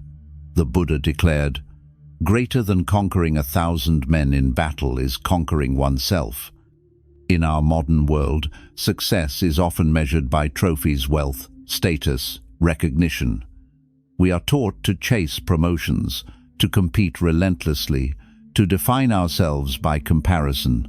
But the Dharma invites us to ask, is this true victory, or is it merely chasing waves? Real success is not defeating others, it is defeating delusion, not piling possessions but cultivating peace, not building empires but building character. The Buddha redefined victory by pointing to inner conquest. He taught that the enemies most dangerous are not outside but within. Greed, hatred, ignorance. These foes cannot be slain with weapons, but only with wisdom and compassion. And when they fall, the victory is permanent, unassailable by time or circumstance. Consider anger. To strike back in rage may feel like victory, but afterward, regret poisons the heart. To restrain anger, to meet it with calm, this is harder, but it is true conquest. Consider greed. To amass wealth through exploitation may look like success, but the restless hunger never ends. To cultivate generosity, this is lasting wealth. Consider delusion. To outwit others with lies may seem like triumph, but illusion collapses. To live with clarity, this is the victory that endures. Success in Dharma also changes how we see failure. In worldly terms, losing money, status, or recognition feels like defeat. But in Dharma, failure can be teacher, pain can be path. If a setback deepens wisdom, it is not defeat, but hidden success. If loss increases compassion, it is not loss, but transformation. Victory is measured not by what happens to you, but by how you meet it. Think of the Buddha's own life. He was born a prince, destined for worldly success. But he saw its emptiness, the sick, the old, the dead. He left his palace, renouncing power, and sought a higher victory. For 6 years he struggled, practicing austerities until his body nearly collapsed. At last, sitting beneath the Bodhi tree, he faced the greatest battle, Mara, the embodiment of temptation and fear. With unwavering mindfulness, he conquered. That night, he attained awakening. No throne, no crown, no worldly triumph could compare. His victory was liberation from suffering, a gift shared with all beings. So what does this mean for us today? It means we must redefine success, not as what others applaud, but as what brings peace to the heart. Not as conquering the world, but as conquering our own greed, anger, and ignorance. Not as accumulating more, but as needing less. This does not mean abandoning goals. The Buddha did not teach laziness. He praised effort, diligence, perseverance. But the goal must be aligned with Dharma. Success is not measured by wealth alone, but by whether your wealth was earned righteously and used compassionately. Success is not measured by recognition, but by whether your actions uplifted others. Success is not measured by power, but by whether your power healed rather than harmed. Consider this in relationships. Winning an argument may feel like victory, but if the bond is damaged, is that true success? Success is turning conflict into understanding, transforming blame into dialogue. Consider this in work. A promotion may feel like triumph, but if it costs your integrity or peace of mind, is it true victory? Dharma says, better to sleep peacefully than to win the world and lose yourself. Meditation teaches this lesson daily. At first, success may seem like silencing all thoughts, but true success is not suppression, it is awareness. Each moment of mindfulness is victory. Each return to the breath is triumph. Small victories accumulate, reshaping the mind. These are not glamorous, but they are real. The Buddha called these victories noble treasures. They include kindness, patience, humility, wisdom. Society may not parade them on magazine covers, but they shape a life of freedom. Ask yourself, when you die, what victory will matter? Will it be the awards, the possessions, the applause? Or will it be the compassion you gave, the wisdom you cultivated, the peace you carried? Let us also remember that success in Dharma is shared. When you conquer anger, those around you benefit. When you cultivate compassion, others feel safe. Your victory becomes theirs. In this way, true success is never solitary. It ripples outward, blessing the web of life. How can we practice this redefinition? First, examine your goals. Ask, are they rooted in ego or in Dharma? Do they serve only me, or do they serve others too? Second, measure success by inner state. After action, ask, did this bring peace or agitation? Did this deepen compassion or greed?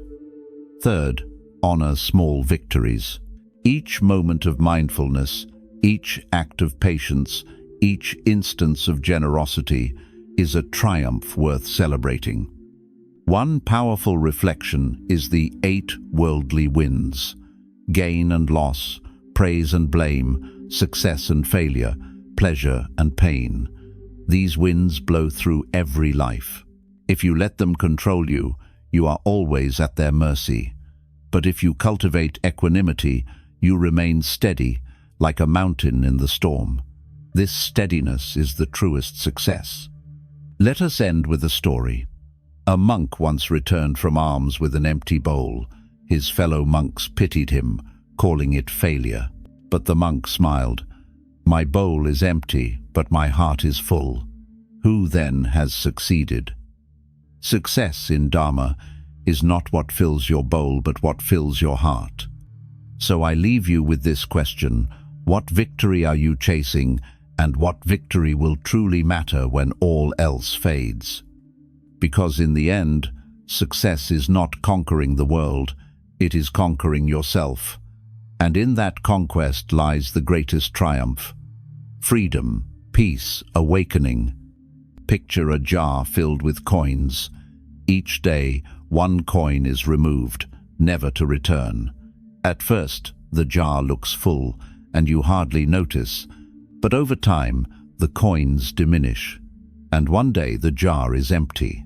This is our life.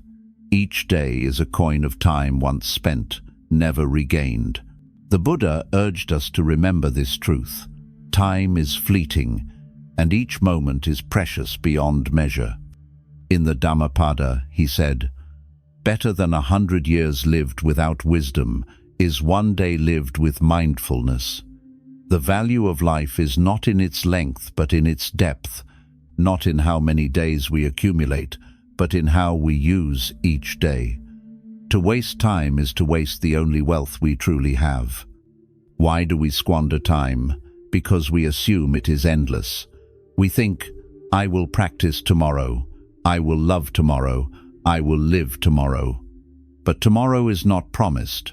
The Buddha reminded his disciples daily, this day will soon end. What have you done with it? This was not to frighten them, but to awaken urgency, a gentle fire in the heart to live fully now. Consider impermanence. Every sunrise is unique. Every breath is unrepeatable.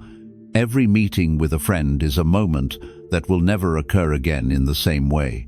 To treat these moments casually is to miss their miracle. But to meet them with mindfulness is to touch eternity in the present. Meditation trains us in this. Sitting quietly, we notice each breath, each sensation, each thought as it arises and passes. We realize the richness of one moment fully lived. A single mindful breath carries more peace than hours of distraction. Time does not need to be long to be precious, it needs to be conscious. The Buddha told a parable of a man whose hair caught fire. He would not delay extinguishing it for even a moment. In the same way, he said, we should not delay practice. Time is that urgent. Every moment wasted in greed, hatred, or delusion is like fuel to a fire. Every moment used for generosity, compassion, or wisdom is like water that cools the flame. But urgency does not mean panic. The Buddha taught balance. Live with awareness of time's brevity, but without anxiety. It is like holding a flower. You know it will wilt, so you cherish it more deeply. You do not despair, you appreciate. Awareness of impermanence does not darken life, it brightens it. It makes each moment shine with significance. Think of relationships again. How often do we postpone forgiveness, thinking, I'll apologize later? How often do we delay expressing love, thinking, they know already? But time slips silently. The moment to reconcile, to embrace, to speak kindness is now. To wait is to risk never. The Dharma invites us to see time as sacred. Every morning is an invitation to awaken. Every evening is a reminder of impermanence. Every breath is a chance to return. When we honor time, we align with Dharma. When we waste it, we drift into ignorance. So how can we live with this awareness? First, practice daily reflection on death, not morbidly, but honestly. The Buddha advised monks to reflect, this could be my last day. Such reflection awakens gratitude and urgency. Second, simplify. Much of wasted time comes from distraction and excess. Reduce what scatters your attention. Focus on what nourishes your heart. Third, set intentions. Begin each day with clarity. What seeds will I plant today? Another practice is mindfulness bells. Choose ordinary moments, pouring tea, walking, waiting in line as reminders to pause and return to the present. These pauses transform wasted minutes into jewels of awareness. The Buddha himself modeled this. Every day, he walked mindfully, ate mindfully, spoke mindfully. He never hurried, yet he never wasted. His life showed that when the mind is present, every moment is abundant. Reflect also on how you spend your time with others. Time is the most generous gift. Wealth may be replaced, but an hour given in listening, in presence, in care, this is priceless. When you offer your time, you offer a piece of your life. To squander time in resentment or neglect is to squander love itself. Let us end with a meditation. Close your eyes. Picture a clock ticking. Each tick is a heartbeat. Each heartbeat a coin dropped from the jar. Feel the urgency not as fear but as inspiration. Whisper inwardly, this moment is precious. I will not waste it. Then open your eyes and live accordingly. So I ask you, how are you spending the coins of your life? On distractions that vanish, or on seeds that endure? Because in the end, wealth, power, fame, all these may fade. But the way you lived each moment, the presence you brought, the kindness you shared, these are the treasures that time cannot erase. And each begins, not tomorrow, but now. Imagine walking a long road through mountains and valleys. Alone, the path feels daunting. Each hill seems higher, each shadow darker. But now imagine walking with companions, friends who share food, lift your spirits, remind you of the goal. The journey does not grow shorter, but it grows lighter. This is the power of community, what the Buddha called Sanga, the noble fellowship that sustains the path. When asked what role admirable friendship played in the holy life, the Buddha replied, admirable friendship is the whole of the holy life. He knew that even the most determined practitioner falters alone. Sanga provides encouragement when faith weakens, guidance when confusion rises, compassion when suffering overwhelms. It is the net that catches us when we fall, the light that shines when our own lamp dims. Why is community so essential? Because human beings are relational. We are shaped by those around us. If we surround ourselves with greed, anger, and delusion, these qualities seep into us like smoke. If we surround ourselves with generosity, compassion, and wisdom, these qualities blossom like flowers. The Sanga is fertile soil for wholesome seeds. Think of meditation. Alone, it is easy to procrastinate, to lose discipline, but in community, the sound of others sitting in silence strengthens your resolve. Their presence carries you, and your presence carries them. This mutual support multiplies strength. Just as a single log burns briefly, but many logs together make a steady fire, so too Sangha sustains the flame of practice. The Sangha is not only monks and nuns, it is also lay practitioners, families, friends, anyone walking the Dharma path sincerely. To bow together, chant together, serve together, learn together, these are treasures. In such company, the path feels possible, even joyful. Consider generosity in community. Alone, your giving is limited. Together, you build hospitals, schools, monasteries. Consider compassion in community. Alone, your comfort reaches one. Together, it becomes movements of justice and healing. The Buddha knew this power, which is why he created not just individuals but a community of practice. But Sangha is not perfect. Like any group, it faces conflicts, misunderstandings, human flaws, yet even these become practice. Community teaches patience, forgiveness, humility. Living together polishes ego like stones rubbing smooth in a river. The Buddha gave many teachings on harmony: to speak gently, to act respectfully, to decide collectively. Sangha thrives not by perfection, but by commitment to the Dharma of togetherness. Think of the image of a flock of geese flying in formation. The one in front breaks the wind, making flight easier for those behind. When it tires, another takes the lead. Together they travel farther than any could alone. This is Sangha. At times you lead, at times you follow, but always you fly together. The Buddha also emphasized the importance of wise friends, kalyana mittata. A wise friend is one who encourages your good qualities, who warns you against harm, who rejoices in your success without envy. Such friendships are rare jewels. When you find them, treasure them, and strive to be such a friend yourself. How can we cultivate Sangha in daily life? First, seek communities aligned with Dharma. Join meditation groups, temples, circles of study.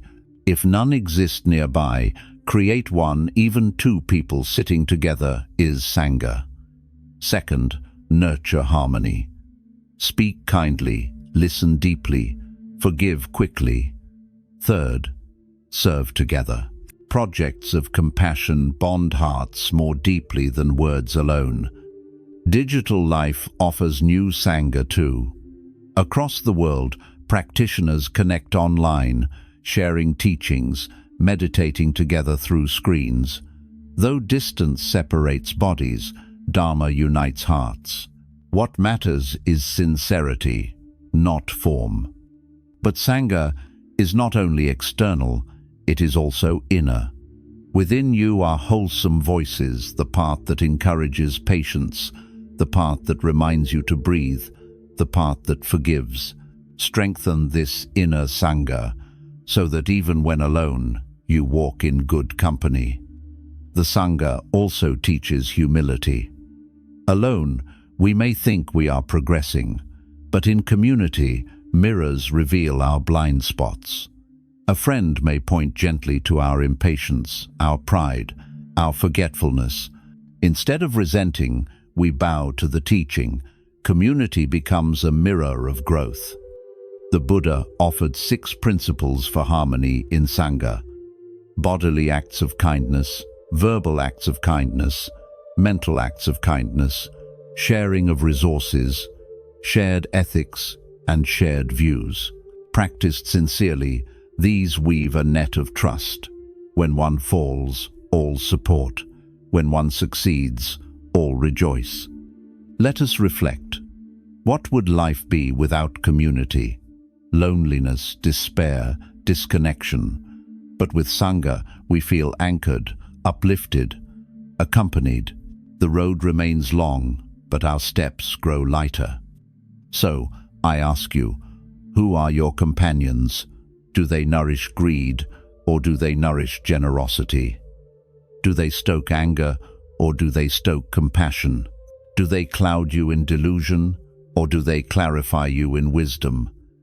Your companions are your future. Choose wisely. Let us end with this meditation. Picture yourself on a path. Alone, the road stretches endlessly. Then imagine others appearing: friends, teachers, strangers who smile. You walk together, supporting, uplifting, encouraging. Feel the warmth of Sanga. Whisper inwardly, "I am not alone. I walk with many. May we all reach freedom together." Because in the end, community is not an accessory to Dharma, it is its heart. Sanga is the soil where seeds grow, the fire where practice burns, the net where lives are held. And to walk in Sanga is to know the precious truth. The path to liberation is shared. Imagine standing at the end of a long journey, looking back at the winding path behind you. There were valleys of despair, mountains of effort, rivers of patience, gardens of joy. Each step was uncertain, yet here you are, changed, deepened, awakened. The Buddha's path is not theory, it is lived. And now the invitation is clear. Do not postpone, do not delay. Live awakened, here and now. Awakened living is not some distant achievement reserved for saints in caves or monks in saffron robes. It is how you answer the phone, how you share a meal, how you walk across a street. It is presence in the ordinary, compassion in the mundane, wisdom in the moment-to-moment flow. To live awakened is to let the Dharma breathe through every detail of life. The Buddha's final words were simple: all conditioned things are subject to decay. Strive on with diligence. He did not ask for worship. He did not demand monuments. He urged practice. He urged awakened living. Because life is brief, fragile, uncertain, the time is now. What does it mean to live awakened? It means to see clearly. This moment is impermanent. This self is not fixed. This life is interwoven with all others. It means to act compassionately, choosing kindness when anger tempts, choosing generosity when greed whispers, choosing patience when fear presses.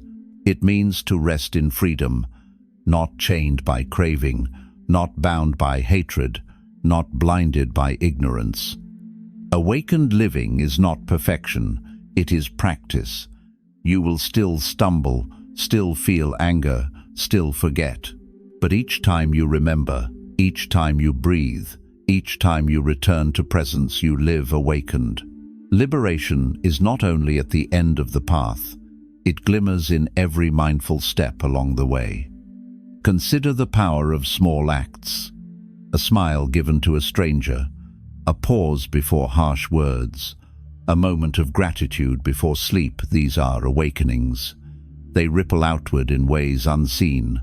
Awakened living does not wait for grand gestures. It blossoms in simplicity. Awakened living also means courage. To go against the stream of culture that glorifies speed, greed, and distraction. To walk gently, to live simply, to love fiercely in a world that teaches otherwise. This is not easy, but the Buddha promised, the peace it brings is greater than any worldly prize. Let us reflect on time. How many days have slipped away in distraction? How many moments lost to regret or anxiety? The Dharma reminds us, every breath is a chance to awaken. You do not need to wait for ideal conditions. You can begin now, with this very inhale, this very exhale. The Sanga supports us.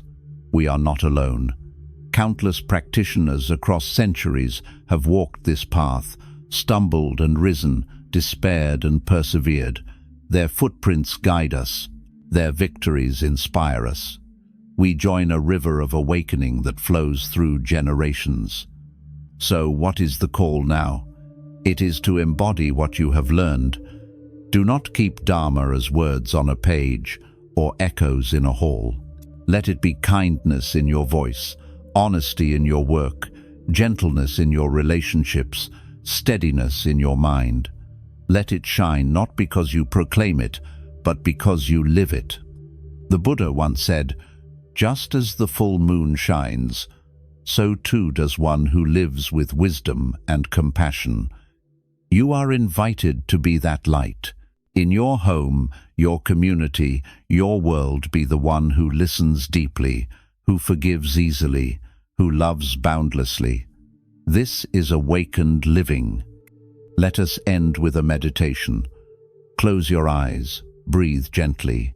Imagine the path before you, stretching into the horizon. Each step is a choice, greed or generosity, anger or kindness, ignorance or wisdom. Whisper inwardly, "I choose awakening." With each inhale, feel strength. With each exhale, feel release. Open your eyes and carry this vow into your life.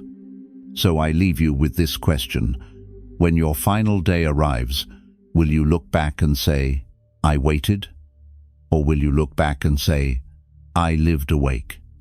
Because in the end, the Buddha's teaching is not about tomorrow, it is about today. Not about theory, but about life. Not about clinging, but about living free. The call is clear. Live awakened, here and now.